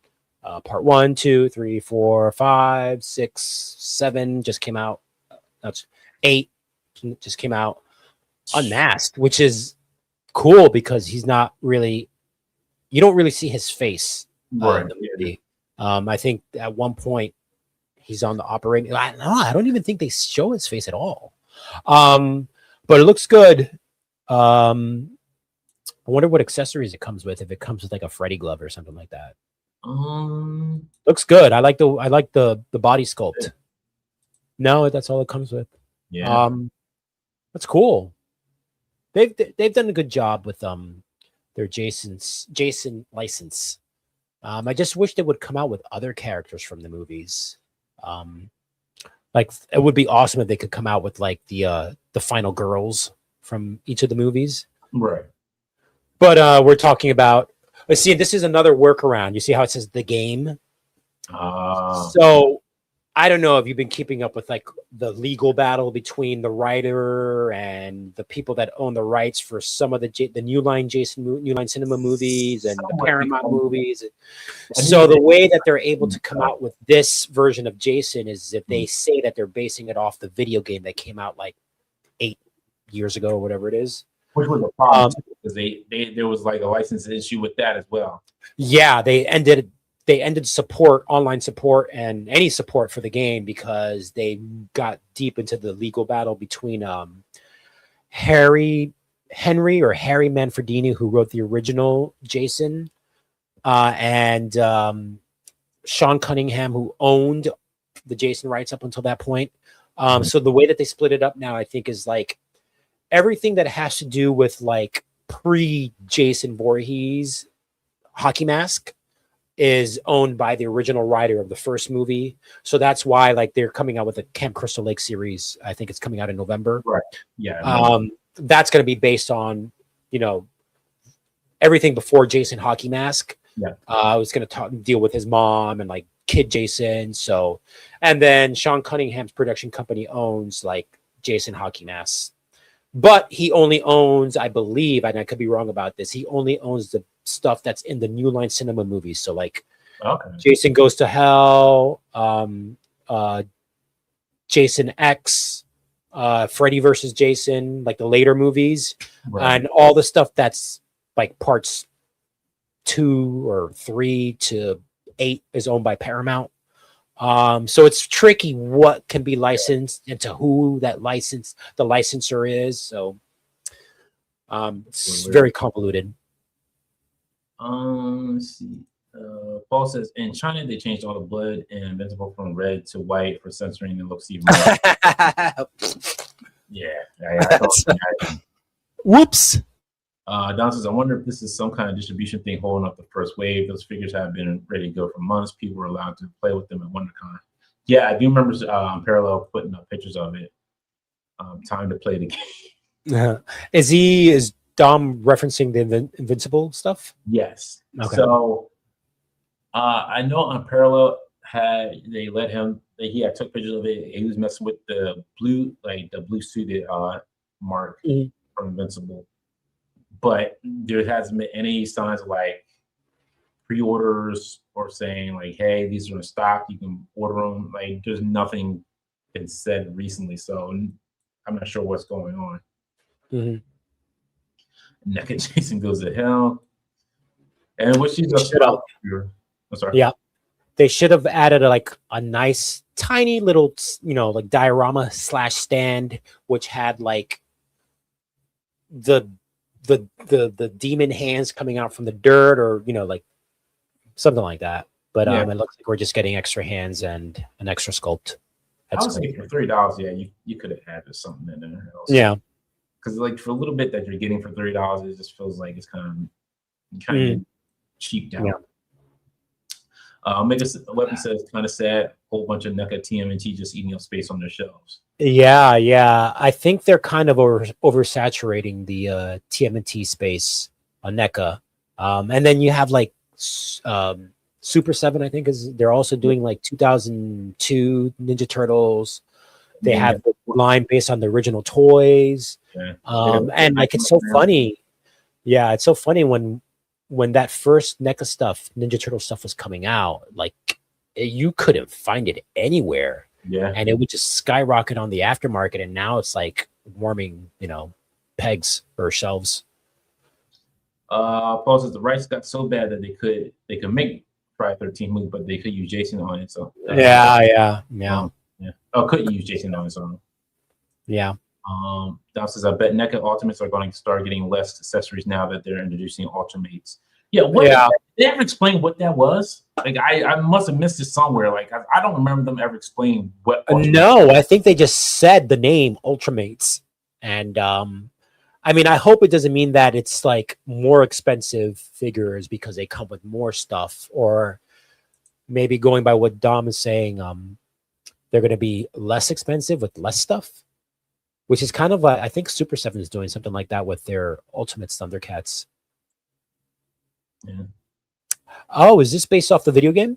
Yes. We have a thick thigh Psylocke. Yeah, thick thighed. Thicker than a bowl of oatmeal. Well, that's how she was in. I mean, this is like the third or fourth figure that they've come out with. They came out with Spider-Man, Wolverine, and maybe I'm missing somebody else. Cyclops, which I think they look great. They do. It's like, but I missed the pre-order window on Spider-Man. And I did it on Amazon. I was like, do I really want to pay over $100 for this? I'm like, no. So I canceled it. I was like, I was like, it's one Spider-Man I can live without. Because it looked good. Don't get me wrong. Yeah. It looked amazing. But I was like, this would be a whole nother line out to get. Because I have to go back to get Cyclops. Then I have to get Wolverine. Then I have to get this Psylocke. And I'm like, no, I'm good. I'm good on that. I don't need that. But I think this was just announced today. Looks good. The figure looks pretty decent right now. Looks like it has like the toe crease for the boots. But it does have the toe hinge on there, which is I see it. Is that her belly button? I'm assuming so. Does her belly button show in the sprite in the video game? Don't remember. I don't think you even really could see it. I'm more confused. Like, why is the belt to the side? Yeah. Like the belt should be like right here, lined up with the belly button. Why? It's the other side. And I don't even think. I mean, as far in the comics, she didn't have the X on her belt. I don't know if can't remember the video game if she did. Yeah, I can't remember either in the game if she did or not. They got a picture of her cake, that booty. Nah, this is the only thing they put out. That's it. Man. Yeah, she's wearing a thong. Oh, you know she is. See them cheeks. Cheekers. Hey, what's up, Art? Hey, Art. She's thickly. She is thickly. Says, what's up? What's up, man? Dom says, I played with that Spider-Man person, not a fan. Thighs threw me off in his arthritic hands. It's weird because that's how his hands were in the game, too. So I mean, would you say, Dom, that they're accurate to the game? From what I've seen, yes. Now, in person, I don't know. Yeah, I can only go by the photography, especially the ones where they put him in the pose like they are in the video games. I thought, Spider-Man, like where he's like, his fingers like that. I thought it looked really cool. Ooh, Ghost of Hiya Toys, Ghost in the Shell. Wow. Yeah, this is the 112 scale. Okay, I was wondering if this is the smallest scale or the 112 scale. This is 112. Yeah. It's not their 3 3/4. It's right on. So No, it's wow, 112. It says right there. good lord, What? What is it? How? $120. Which is strange for Haya, right? This is Haya. Yeah, They're usually on the cheaper side, man. Like if you look at their Godzilla figures, they're half the price of Monster Arts. Oh, that's a lot of stuff though. But I don't know if that's justified $120 or 10 or whatever. no, this is not. I think you're paying for the stand, honestly, at this point. Maybe they're raising prices. Maybe, but dang, going $120 for all this. Yeah. This is not even like if Mafia told me like, hey, we're gonna make major, it's gonna be $120. Like yeah, like maybe like 9 different handsets, 5 different guns, 6 different blast effects, and the stand. I'm like, okay, cool. This for $120, I can't. There's no. You have to give me a good valid reason why this is $120. I was thinking about getting their Rocky stuff. The Rocky, I don't know if you've seen the Rocky Balboa stuff. Yeah, I've seen a little bit of it. And it goes for about $120 too, but you're getting like a section of the ring. I don't know if this is justified. They might just be raising the prices in general. They gotta be, because like for what you're getting there, like I don't know, like if this is worth it. It looks great in pictures. Don't get me wrong, the figure looks amazing. Yeah. But for what I'm getting at that price, I just feel like they could have put a lot more in there. Honestly, like I feel like you should have put more in there. And don't tell me that the jacket is raising the price. I understand that might be a cloth jacket, but yeah, that jacket cannot be raising the price that much. It's not bad. I wonder what is that slab? Is that what is that? Is that to display all the accessories or something?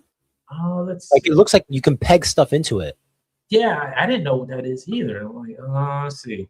Looks like it could slide into the stand also. I don't know.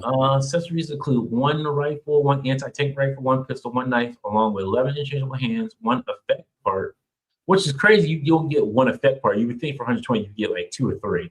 Uh-huh. A special severed left arm part is also including recreating Motoko's iconic mission scenes for greater storytelling impact. Also comes with a series exclusive display-based and adjustable stand that you freely combine various action poses and experiences. Oh, so it looks like that goes on top of the stand, and you can peg in the arm, the swivel arm, wherever you want, I guess. I don't know. I think. Maybe. It's or weird. maybe that's like 2 separate stands, and then the one is to peg in the arm on the different peg holes. Maybe I don't know. It's that I don't know. Like I said, for 120, you should have gave me some more blast effects. I mean, honestly, there really isn't much more that I could think of right now to add to that to justify the price. They should have just made it cheaper. Or maybe like add like the little spider bot she had. Those are big though. Those are like oh, you could have like made a miniature one like gave it to her. Like I'm just trying to spitball. Yeah, spitball. But I feel like more blast effects would have been nice. Like different, or like you had a blast effect with like a bullet coming off of it. Right. Like 1 or 2 for like the handgun, because you only got one that only works for the anti-tank rifle. That's it. Yeah. It doesn't work for anything else. Yeah. And I mean, Ghost in the Shell, as far as fans in the States, I don't know if people are going to go for that for $120. Yeah, I can't. It's going to be very few people who have it. Oh, he's talking about Spider-Man. Yeah, hands are accurate. They just look good. Oh, sorry. Yeah. Since I pre-ordered those 2 Visionaries. Oh yeah. Those are isn't that like Super 7 or isn't that Super 7? Those Visionaries? Yeah, you know what? Super 7 Reaction, yeah, they're Reaction Plus. So they're like G.I. Joe articulation. Yeah. Yeah. Yeah, I'm just Super 7 and Toys, like they just I don't know. I feel like they just like making niche stuff like that's just only fit like certain corners, and then you're like, is it really selling? Because I see a lot of them that sell stuff on sale at Walmart. Oh yeah. Yeah, it's just, I don't know. It's just really weird. Strand says there's a KO version of SHF Cyclops and Spidey coming soon. All right. What do KOs? Do you know what KOs usually go for off those? They're probably like maybe like $30 or $40. Usually like Quality, definitely not as exactly. Yeah, that's the thing. Yeah. Down as high as the 112 Rocky stuff is around that price. I was considering it, and also the RoboCop stuff, but as far as the Rocky stuff, there's something about Rocky's buck that just, I don't know, it looks weird to me. Anyways. Art says $920 worth. Yes, I fully agree with you. And yes, that is in US dollars. It's in yens. Omega says $120. You better know how to make a sandwich. Oh, dig the hair, Alice. Thank you. It's as Dante refers to it, Commissioner Shawn Michaels. That's right, Commissioner Michaels. Sharon says I have the higher major and she looks good sculpt and she's pricey. I've been pre-ordering a lot of Rocky stuff. Yeah, it's rough looking. Yeah.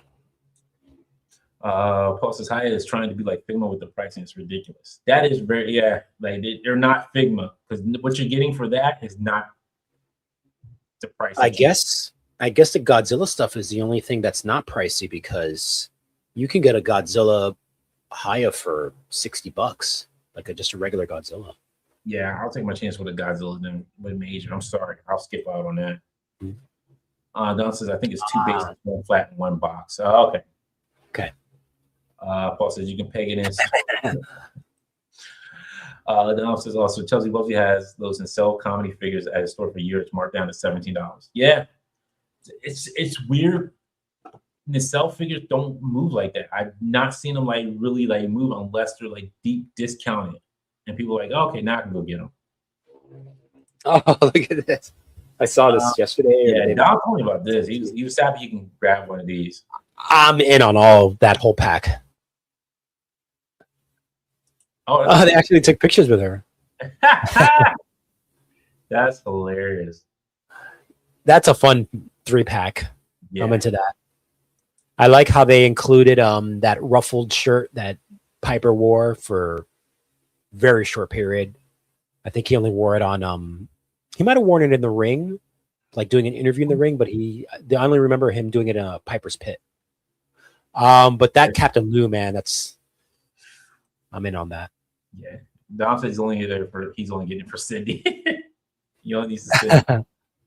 Yeah. I don't know. I may get it just because I want that Roddy Piper though. Yeah, yeah. They've come out with 2 or 3 other Ultimate Edition Pipers, but I didn't like any of them because one of them was based on the old big rubber guys, the LJNs from back in the early 80s, like the first figures. So the shirt isn't accurate to what he wore on. It's based off of the old toy. And then they made like the older WCW Pipers, which yeah. That's good to see Cindy holding her own figure. Yeah. She's very, receptive to her, the mark she left in wrestling, Yeah. And I'm down for it, at least. She goes up. I'm cool with that. Yeah. Let's see. Oh, man. I'm mad that I missed out on this 2000X He-Man, but he was so expensive. Is that the 112 or scale 1 Mondo? Yeah. Yeah. I am. Yeah. But I mean, what do you think about the Mattel one? Cheaper. Good. I haven't got it yet. A lot of people have it. Looks good. I thought it looks pretty good. Here's your Rocky. Yeah, like that. Look at that head sculpt, man. That's strange. Also, that's like shredded body buck Rocky. He wasn't that shredded in parts 1 and 2, this is based off of 1. Now I look at it now, I don't know if the neck's like too long for the body. It is. He's got giraffe neck. Yeah. Yeah. I will say that the Drago the Apollo Creed from Part 4 look better, but this is suspect. I like how they include like a corner of the ring as like the diorama base. Yeah, that he's got giraffe neck for sure. Yeah, and the neck is too long, and it's something about That's a good robe. Yeah, it's a good robe. The soft goods look good to me. It's something with the body too. Like I don't know what it is. It's strange. It's like I don't know. Yeah, I like that because if you get a couple of them, I wonder if like the turnbuckles or like the posts for the turnbuckles, if you can like move them. Because if you get a couple of these figures, they each come with like a corner of the ring. You could probably end up making an entire ring if you. I think you can because like from what I've seen, like where they plug in right there. Yeah. Oh, okay. Cool. Yeah. That's good. It comes with the stool for the. Yeah, that's cool. Yeah. So like when this, it looks fine. Like when you're far away. When they have these zoomed in pics, it's like this does not look good. Like it doesn't look that great. Yeah. For this, I know it's probably like $100. I might just get a Part 4 and mess with it and see if I like it. If it's any different or better in hand. What were you gonna say? It's $130. Wow. Damn.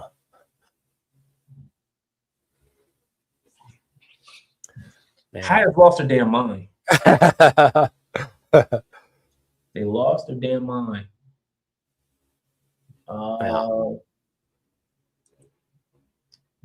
Dante is streaming. Streaming. Oh, yes, I am streaming. Yes, but I don't want to be a pirate. He's talking about the pirate shirt on Roddy Piper. Robert Diaz Dante must be here to give us. What's up, AOA is dead. Good to hear from you, Greg. Paul says, I want Captain Lou as Mario in the Super Mario Bros. Super Show. That's going to be tough because I don't even know who owns it. I don't know. They could. Is he saying that he wants that? Yeah. Because then we have to get, what's his name from, I always remember him from Sanford this time. Who plays Luigi. The guy that played Luigi. Yeah. Grace says, Mondo 112, 2000. It does, but it's just the price, like you said, Greg. Yeah. I love it. Like, it looks great. I'm envious of everybody who has it, but that was my fault. I missed out on it. But I was like, it was $100-some odd. No. And I'm like, yeah. Like 1.5. Yeah, like for I mean, it's super like pristine upscale compared to like the Mattel stuff. Like he's got like the fur, undies or whatever the hell, right? Real fur, but it's just when you have another option that's cheaper, people at least casual fans will always go with the cheaper price, and it's easier to find too. Yeah, and then, you can go to the Target or whatever and find it, whereas the Mondo stuff you have to order from specialty shops. Yeah, and don't get me wrong, like it looks great. I wish I would have did it, but it's just like I said, the price was just a little tad bit out of my range for it.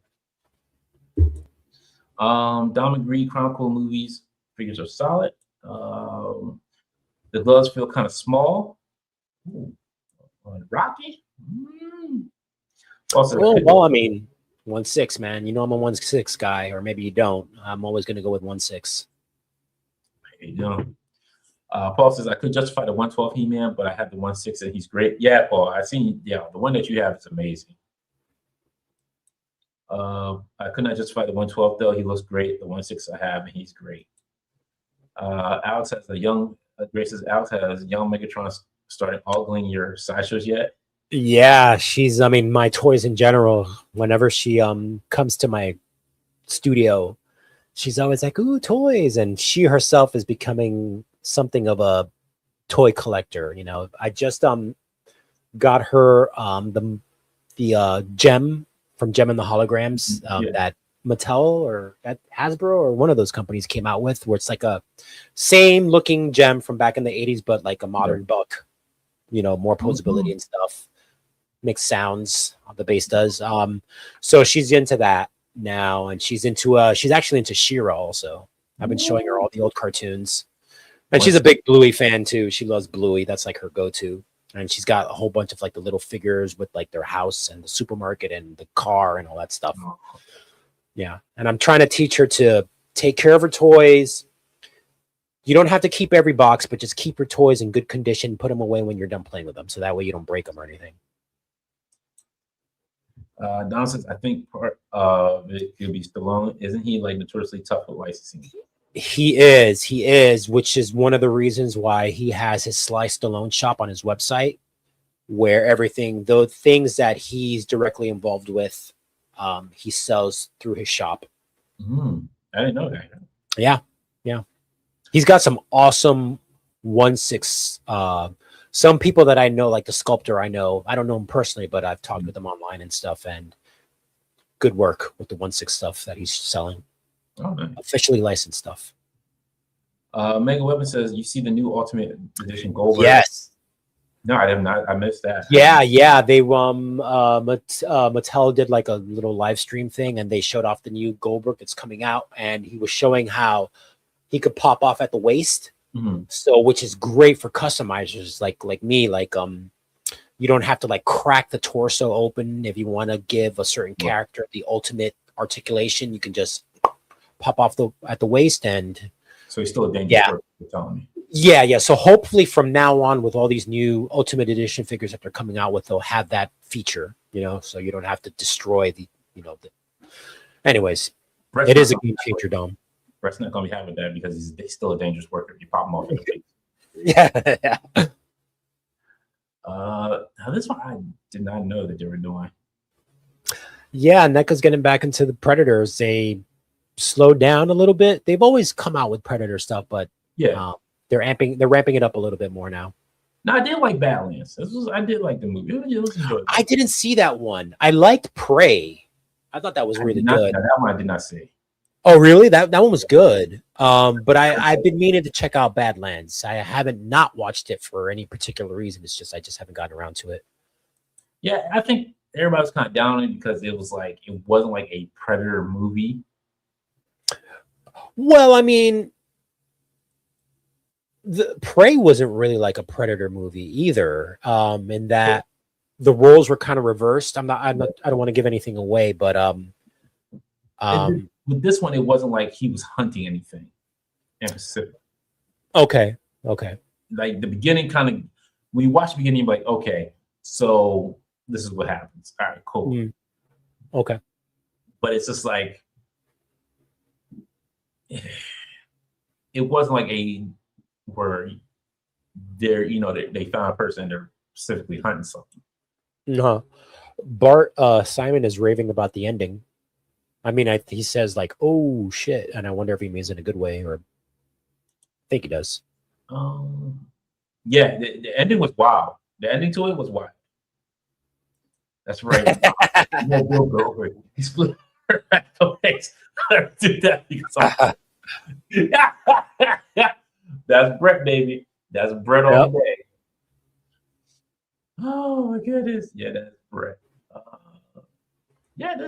This looks from the movie. This is more closer to like the middle, almost like middle to towards the end for him.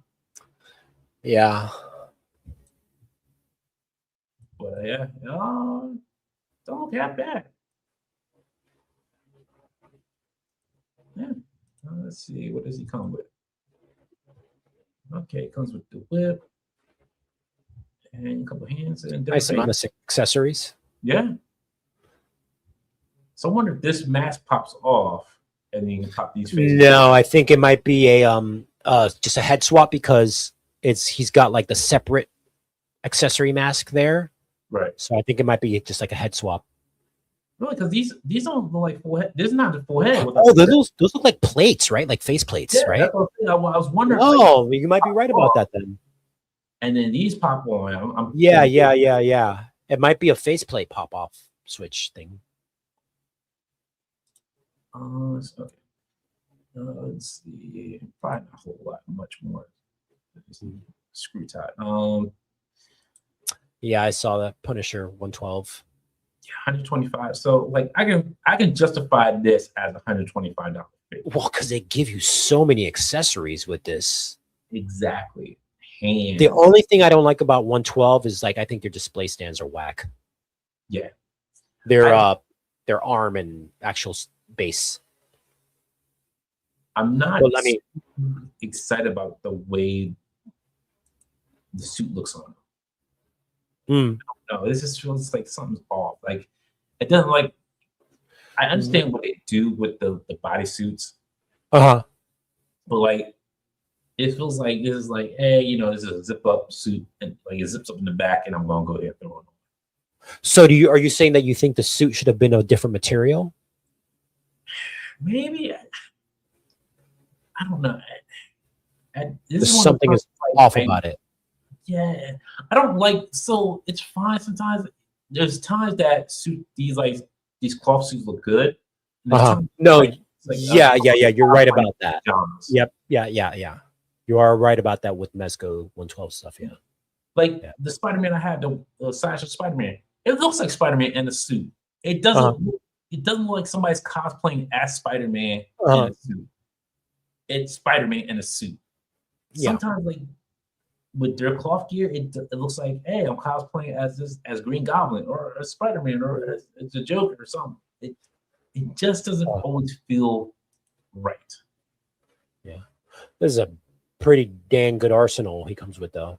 Exactly. Now this I can justify for 125. That major, no. Yeah. And this is 112 always gives you 2 trays filled of accessories. Always. that's a good look. The head sculpts look amazing on The this. sculpt, yeah, the head sculpt looks good, and it comes with 4 alternate sculpts also. So that's yeah. it's pretty good. I was going to say, like, what's the difference between these two? But I've seen the eyebrows a little bit more arched on this one. Then he's got the Razor Ramon hair thing in the front too.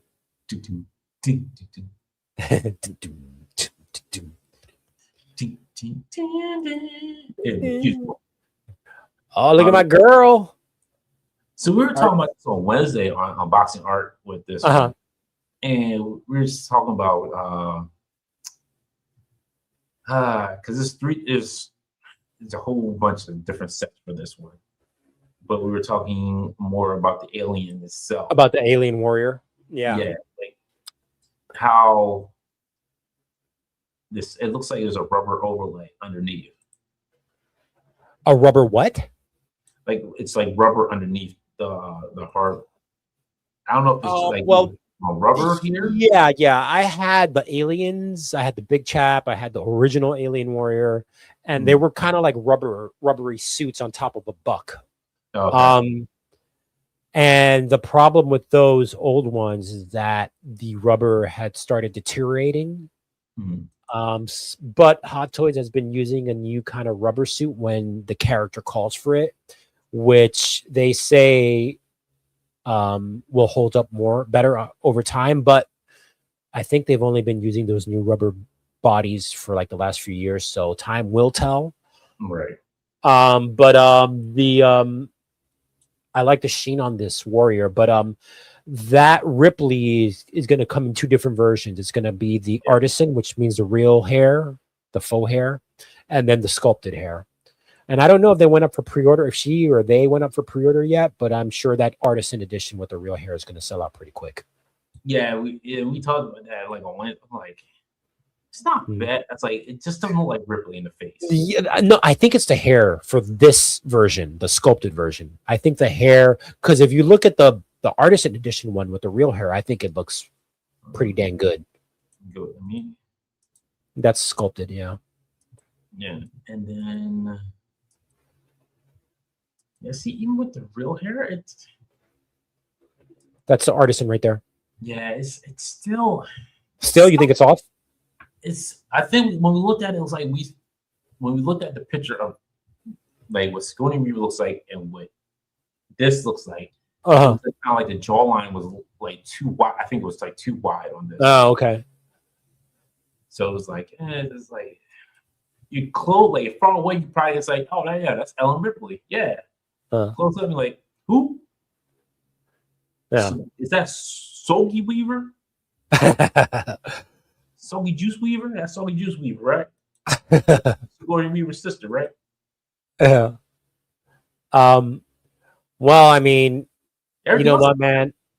Yeah, the original, they didn't have the license to Mhm. Sigourney Weaver's likeness, so she had just like a generic face. Mm. However, um, I don't remember if there were two versions. The original Ripley from Aliens came with the power loader. Yeah, I So remember that one. I don't. Yeah. So I don't know if they're gonna make the power loader 2.0, or if this is just what we're getting. Either way, I'm out on Yeah. alien stuff just because aliens, Terminator, even RoboCop, Hot Toys stuff. It's like they're only going to come out with those main characters. You're never going to get, we're not going to get, Murder. like the bad guys from RoboCop in 1/6 form. We're only going to get RoboCop, Super RoboCop from Part 2 or whatever he was called, and I want a Hicks from Terminator. I want. Oh yeah. I want the colonial, all of the colonial Marines, which they came out with a couple of them back in the day, but few and far between. We'll go over these last two for Jada, and then we'll go ahead and wrap it up. But they're coming out with the damaged head pack and hands pack for Uh-huh. Street Fighters for San Diego Comic Con exclusive. So is this just like from like the chest up, or are these full figures? No, it's just the heads and hands. Right. Yeah, that's Just the it. head, so it's not even going to include what's seen here in the pictures, like the shoulders or like the top of No, the chest. so basically it just if you already have the figures, Oh, it you just- pop them on. Okay. Yeah. So yeah, they're literally accessory packs, is Yep. how they described it. Okay, yeah, that's. So I mean, that's cool if you have all these figures, yeah. because it's Which is basically funny. the beat up versions. Yeah. It's cool. But it's Cool. because Seahawk and Zangief haven't even dropped yet. Yeah. So like you get like There you go. Okay, Yeah. that's cool. That's a lot of extra sculpts. Did it say what it's gonna go for? I don't think so. I want to probably say this might go for like 50, maybe. 50? Maybe I would say 50. Really? 40. I could see this being like over $100. Oh no, $50. Yeah, 50. Wow. Yeah, $50. All right. Good bang for your buck there. Yeah. Jet is usually good with keeping the prices in Yeah. decent range. Do you prefer the Storm or the Jadas? That's a tough one because I picked up. So I picked up the Storm Ken, the yellow gi that was for last year's New York Comic Con exclusive. Uh-huh. And I like it. Yeah. Great figure. But for me to start over again to get into Street Fighter, Yeah. it's a lot. Yeah. I'll take this. I'll take what Jada's offer me and call it a day because I did have the soda ones previously before and I sold them all off. Uh-huh. And like this will be good enough for me. I'm good with this. Mhm. I don't really need to have two different Street Fighter lines. And they don't scale. They're not the same scale. Like, I think Storm is bigger, right? No, so Storm does have their 1/12 scale, which these would probably be right in. Yeah, just can't remember if it. Remind in chat. Remind me if it's Storm or Jada's smaller though, right? Jada's they're 1/12. So Storm they scale up together. They scale well together. Can you mix and match the companies? No, because Jada's doing more like Street Fighter Alpha. They're doing the Alpha looks. Oh, okay. Not the Street Fighter 2 looks. But I mean, yeah. Oh, yeah. Okay. All right. I see what you mean. Yeah, because like the Street Fighter 2 looks had like a certain like art design to them, and Alpha had that like more crisp. Right. Yeah. Okay. So yeah. Gotcha. And it also had longer hair as well. Like he had the ponytail. Right. So yeah. Okay. So Strand said Storm Arena and Jada are in the same scale. Okay. Yeah. Paul saying like Storm is great, but also hard to get a hold of. Yeah. Dumpsters is basically the same size. Strand says I've been buying both Jada and Storm Arena for net. And that's a Storm is a non-factor for me because I'm a Street Fighter 2 guy. I don't really care about Alpha. And plus, it's a one since I'm all on the Street Fighter Jada. Yeah, I'm with you. Yeah, and it's based on the set from last year. And Strider will be getting it. Dom loves a pack. Yeah. We'll give you DLC for your figures. Oh, boss is Clarence Bodecker. That's right. Yeah. Bitches leave. I'll never remember that part from the movie. It's my Yeah, favorite 1-6 rip. part. He's not right. That's not Ripley. You captured her. Exactly.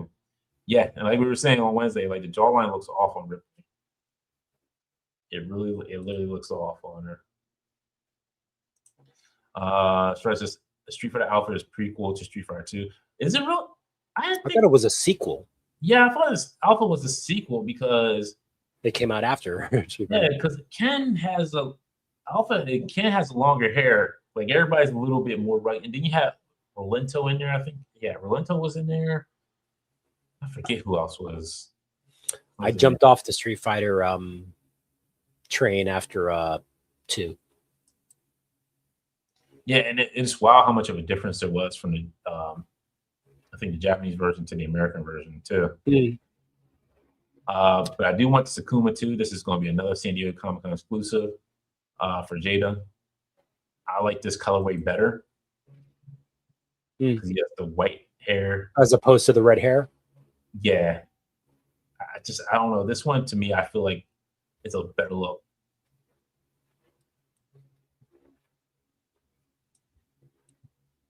Still got the crazy beads, hands, the Hadouken, the dark Hadouken. But what's cool is he comes with 2 different gis. So he comes with the gi for the original release, and then he comes with the gi for the San Diego Comic-Con release. Mm.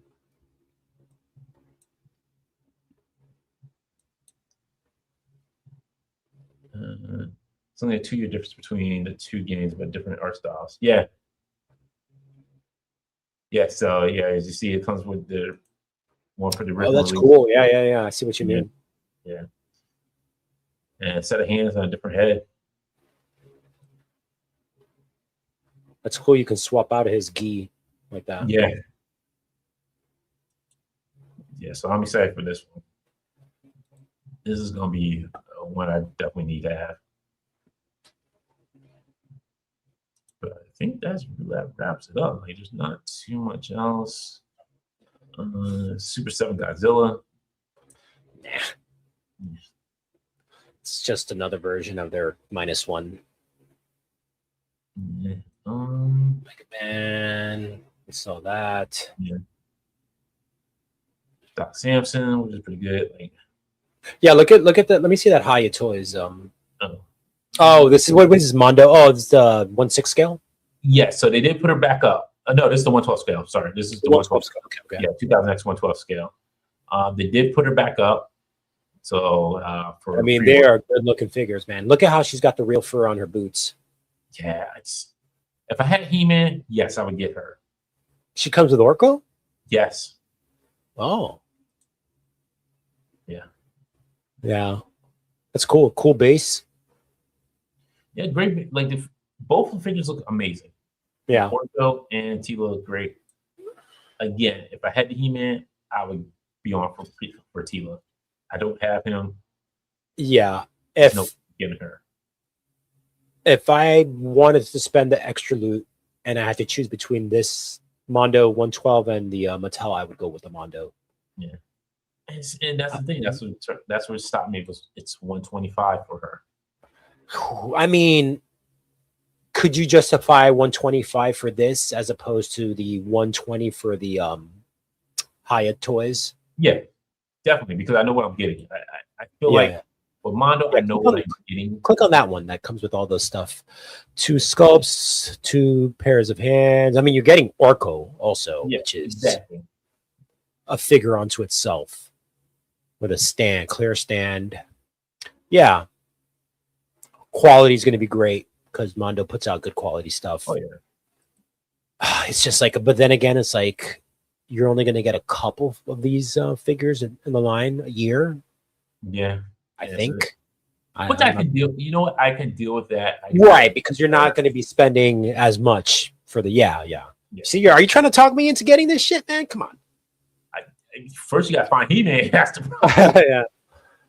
And then Let me see. It's he's Apollo. I'm really mulling it over, man. It's just. Oh, it's different ring colors too. Oh, well, this is from part 2, Rocky. Yeah, this is Rocky 2 because he's wearing the red trunks. Yeah, so the Rocky we saw before was from part 1. Yeah, but I mean, eventually they're going to come out with, sure.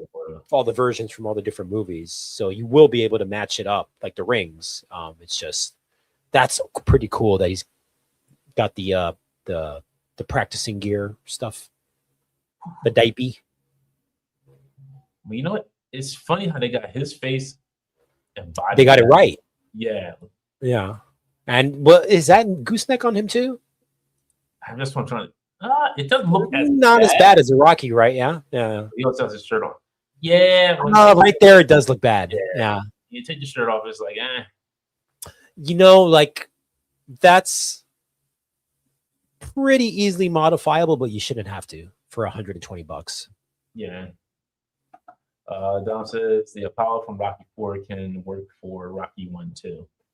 Yeah, because he's got the stars and stripes trunks. But I think though the accessories for Apollo from part 4, he comes with the top hat and the red, white, and blue jacket. So, but you take all that stuff off, he can pass for, I think. I wonder if it's the same head sculpt, same buck, and everything. Yeah, that is true. I wonder as well. It's still $130. Yeah. I know.